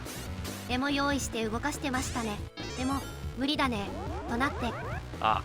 実はファンタシースター千年期の終わりにの時にも 3D ダンジョンを作って壁の絵をつけることにチャレンジしたんですけど、それでもやっぱり滑らかに動かすことはできなかった。滑らかに動かすのなら 3DCG じゃないと厳しいよねとなって、千年期の終わりにでは 3D ダンジョン自体をやめてトップビューで多重スクロールを使ったダンジョンにしたんですよ。初代ファンタシースターに話を戻すと、 3D ダンジョンを移動していくアニメーションを手で描いたんですけど、最初はそれらしく見えなかったんです。それで中さんがワイヤーフレームでダンジョンを作ってくれたので、それをプリントアウトしてそれを見ながら描いたんですよ。それで分かったのは、一歩前に進む時に壁の線がどう動いていくかの見せ方で移動しているっていう感覚に差が出てくるんですよね。そういう工夫をしてアニメーションを作ったんです。ちなみに中さんがワイヤーフレームで作ったダンジョンはめっちゃ高速に動いていて、これはこれでシューティングゲームが作れるぞなんて言って、映画「スター・ウォーズ」の最後のデススターに入っていくシーンが作れそうとか、みんなで盛り上がりました。笑い。 3D ダンジョンを滑らかに見せるためにかなり苦労があったんですね。キャラクターやモンスターのデザインについてはいかがでしょうか。当時は RPG 作品が初めてですし、資料的なものもなかなかないというか、入手の難しかった時代だと思うのですが。そうですね、資料は海外のファンタジー系のイラストですとか映画とかを見たりでしたね。でもファンタシースターってそういう時代交渉とかそういうものは全て取っ払ってましたから、好きなものとかこれかっこいいって思ったものを持ってきてますね。ファンタジーの定番のモンスターなんかも入っていたりはしますけどね。モンスターをデザインしていた柴田くん、柴田和幸氏が真鍮製の人形が好きで、あれはなんて言ったっけ？メタルフィギュアですか？そうそう、メタルフィギュア、テーブルトーク RPG 用のコマですよね。柴田くんはあれが好きで会社にもたくさん持ってきて、カオスソーサラーはこうだみたいなのを一生懸命にデザインしてましたね。笑い。楽しそう。笑い。ちなみにファンタシースターの開発は全体的な印象として大変で難航していたのでしょうか？それとも勢いがあってどんどんと出来上がっていったのでしょうか？そうですね、初代のファンタシースターはシナリオは結構直していたような記憶はありますけど、デザインはそこまで苦労していた感じはなかったですかね。デザインでこだわっていたのはアニメーションさせるというところですね。グラフィックスパターンでアニメーションさせるのか、カラーチェンジでそれっぽく見せるのかとかはすごくやりましたね。フィールドマップの波打ち際がちゃんと水が来ているように描いたり、山も同じ絵だけどカラーチェンジで雪山に見えるようにしたりとか、そういうのを繰り返し作っていましたね。やはり容量のせめぎ合いが厚かった感じですかね。そう、容量ですね。容量は最初の予定はもっと小さかったんじゃないかな。最初から4メガビットのロムを積もうなんて考えてなかったと思うんですよね。そうなんですか。多分そうだと思う。あまり覚えてないですけど、最初から4メガビットのロムを見越して設計していたんじゃないと思いますよ。2メガビットロムで想定して出来上がったのがこれだとすると相当ですよ。笑い。僕らはいつもこのインタビューで予定が遅れてすみません。想定外なことをやっていたら膨らんじゃったんです。みたいなことを言ってますけど、そんな僕らが引いちゃうぐらい、最初から4メガビットのロムを見越していたんじゃないかっていうぐらい、中身はぎゅうぎゅうですから。他に4メガビットのロムを積んだゲームってどんなのがあったんでしたっけ？セガマーク3、セガマスターシステムのアフターバーナーが4メガビットのロムだったと思います。アフターバーナーが4メガビットのロムになったから、よし、いけるって思ったのかもしれないですが、やっぱりあまりよくは覚えていないですね。そうか、なるほど。アーケード移植のアフターバーナーだからこそ、それ用に4メガビットのロムを作ってもらったという話はありそうですね。ですね。それで隣で4メガビットのロム使ってるからうちも使わせてもらおうみたいになったのではないかと。本当のところはこの場だとちょっとわからないところですけど、アフターバーナーあっての4メガビットのロムだったというのは腑に落ちます。アフターバーナーは1987年12月12日発売、ファンタシースターは1987年12月20日発売とほぼ同時期に進んでいる。当時のコンシューマーゲームはロムの容量が大きくなっていくのも初めての試みで、それ自体も宣伝文句になっていましたよね。ですね。でもセガはハードメーカーでしたので、現場の要望に応えていただけたのかもしれませんね。中さんのプロジェクトでいうとメガドライブの大魔界村も5メガビットロムなんですよね。4M で足りなかったからさらに載せましたみたいな話で。そうやって考えると、アーケード移植でどうにもならないからか、もしくは中さんのプロジェクトでロム容量が増えていったようにも見えてきます。笑い。確かに。でもセガは実績のある人が言うと何でもやってくれていた印象で、鈴木優さんが欲しいって言った機能はハード系の人が実際に入れていったっていう話があって、なぜならちゃんと売れるからっておっしゃられていたんですよね。おそらく中さんも同じような存在だったんだと思います。そうして考えると、後々までずっとそうだったんだろうなっていう感じがしますよね。ゲームに合わせてコントローラーを作ったりも多かったですし。そうそう、ナイツようにマルチコントローラー作ったりね。ちなみに初代ファンタシースターがマスターアップした時はどんな様子だったのかというのは覚えてらっしゃいますか？それはですね、当時はデザイナーはマスターアップ前に抜けていて、次のプロジェクトに行っているから、私はよく分かっていないんですよ。ただ私は最後の最後にエンディングで表示される4人が並んでいる絵を描いたのをすごく覚えていますね。その絵の予定はもともとはなくて、私はもう次のプロジェクトに参加していたんですけど、中さんがプログラムを詰めてちょっとだけ空きができたからって、このセルカスのこの要領で4人の絵を描いてくれって言われて、その要領で4人を描けだとってなって笑い。なのでその絵はちょっと歪みつつあるのが本当に申し訳ないんですけど、なんとかその要領の中に収めた絵なんですよ。セガエージスファンタシースターについて当時の開発話も含めてたくさんお聞きしましたが、堀井さんとしてはいかがですか？僕らが考えるこれがやりたいっていうのは大体やれたと思いますし、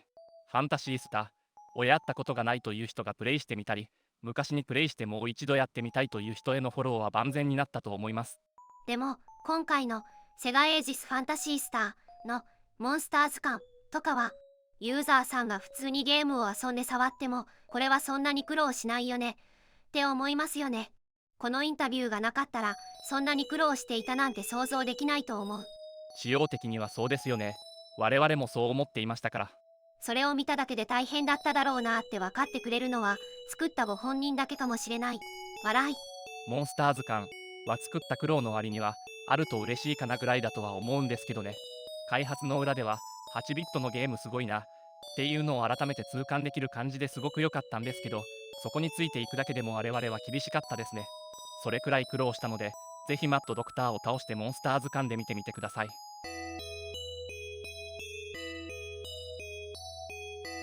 6、僕たちにとってファンタシースターはどんな存在だったのか。80年代後半 RPG がパソコンでもファミコンでもブームとなっていた。大作 RPG と呼ばれるものは一番売れているハードで発売されていた。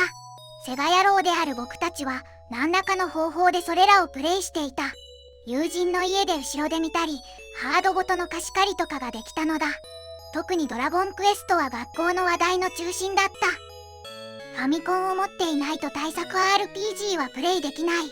1987年の年末まではそんな状態だった。先に申し上げると、ドラゴンクエストは1990年のドラゴンクエスト4までファミコンの性能で頑張ることになる。1987年、セガ野郎待望の RPG が発売される。SF の世界観、FM 音源、動くモンスター、3D ダンジョン。ドラゴンクエスト2の2倍の容量。もはやファミコンの RPG は敵ではなかった。セガの本気を見ることになった。翌年1988年ドラゴンクエスト3が社会的ヒット。セガ野郎はぐっと唇を噛む。メガドライブ発売までの辛抱だ。でも我慢できず、ドラゴンクエスト3をあらゆる方法でプレイした。敵ながらあっぱれである。そして待望のメガドライブ発売。ここで RPG が出るのをぐっと待つことになる。少年時代の数ヶ月は数年に感じた。そして待望のファンタシースター2の発売。多重スクロールと圧倒的なサウンド。シリアスな展開。圧巻の戦闘シーン。美しいグラフィックとサウンドはパワーアップしていた。さすが我らがメガドライブ、遠竹火を上げた。しかし、とんでもない難易度で苦労した。メイの離脱にはショックを受けた。そしてラストである。ファミコンでドラゴンクエスト4が発売された後、ファンタシースター3が発売された。様々な意見がある。ファンタシースター2の世界観が好きだった人には受け入れられない理由も理解できる。でも僕は一番のお気に入りのファンタシースターだった。ファンタシースター2の映像はまだファミコンと勝負の感覚だったが、ファンタシースター3の映像は次世代機そのものだった。オープニングの美しい一枚絵。8×8 のスプライトサイズを無視した大きなキャラクター。美しいサウンド。何度でも言いますが、美しい多重スクロールダンジョン。シーレンのかっこいい変身シーン。ドラクエ5の花嫁選びではちょっとシナリオ変わるくらいであったが、親子の世代をつなぐ全く異なるシナリオとなったマルチシナリオ。完璧だった。なぜいろいろ貴重なご意見が出るのか意味がわからなかった。4ではキャラクター表示も2に戻った。ちょっと背伸びしてる時期だったので、2や4のアニメ調のデザインよりも3がかっこよく見えたのだ。1990年にスーパーファミコン発売でやっとセガの RPG に追いつく。結局ドラゴンクエスト2まで先行を許したが、ファンタシースターが最後まで常にドラゴンクエストの先を行っていた。僕たちセガ野郎の誇りだったのだ。ドラゴンクエストの魅力でもあるのだが、ホリー、ユージ氏のコミカルな展開とは異なり、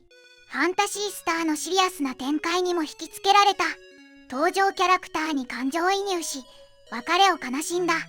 今回の調査でその裏側には作り手の大変なご苦労があったことがわかる。そして制作者側にとっても大切なソフトであった。ファンタシースターシリーズは4で終焉となった。その後ファンタシースターオンラインとして人気を博した。今でも他のゲームではナンバリングタイトルが10を超えて16とかもうすごいことになっていてついていけていない。ファンタシースターは4で終わったことは半分残念ではあるが、4のハッピーエンドで物語とシリーズが完結できてよかったと思っている。僕たちのゲーム少年時代と時を合わせて完結したのだ。それから僕たちは大人になり、ゲームから離れた。ファンタシースターはセガ野郎ゲーム少年の青春時代の象徴でもあった。僕たちが愛してやまないセガはその後、青春時代を過ごしたゲームの復刻に力を入れる。様々なタイトルが 3DS やスイッチでプレイ可能であった。そしてファンタシースターで重要な立役者である児玉理恵子さんが2022年5月に逝去された。1963年生まれでデザイン専門学校を経て1984年にセガに入社後セガの様々なタイトルを手掛け、過去の復刻版にも尽力された。非常に多くのタイトルでキャラクターデザインに止まらず様々な部分を担当された。ゲーム開発者が実名で発信することの少なかった時代にはフェニックスリエの名でファンに親しまれた。2019年には功績をたたえゲーム開発者カンファレンス GDC のパイオニアアワードを受賞されている。 GDC アワードパイオニア賞受賞記念インタビューでこのような発言をなされている。それぞれのタイトルを手掛けた時は当時の自分なりの 100% の全力を尽くしているので、これをやっとけばよかったみたいな後悔はないんです。しばらく考えてからこう言うとみんなから怒られちゃうけど、毎回が遺作になってもいいつもりで作っているんですよ。遺作ですか？本当にそれくらいじゃないと気持ちのこもったものは作れないので、毎回これが最後だというつもりで作っていました。僕たちの愛してやまないセガ作品の多くはフェニックスリエさんの関わった作品だ。今回動画のためにそれぞれのオープニングを見ると、当時の思い出がフェニックス不死鳥のように蘇ってくるのだ。僕もみんなから怒られちゃうけど、毎回が遺作になってもいいつもりで作っている。開発の苦労話などの作り手の情報やプレイした受け手の情報も時の流れで消えていく。書籍はプレミア化し、ホームページに書かれた情報は思い出とともに消えていく。あの時代の作り手と受け手の熱狂を切り取ってそれを動画という形に残す。次の世代、1000年の地にこんなゲームがあった、こんな時代があったと残りますように。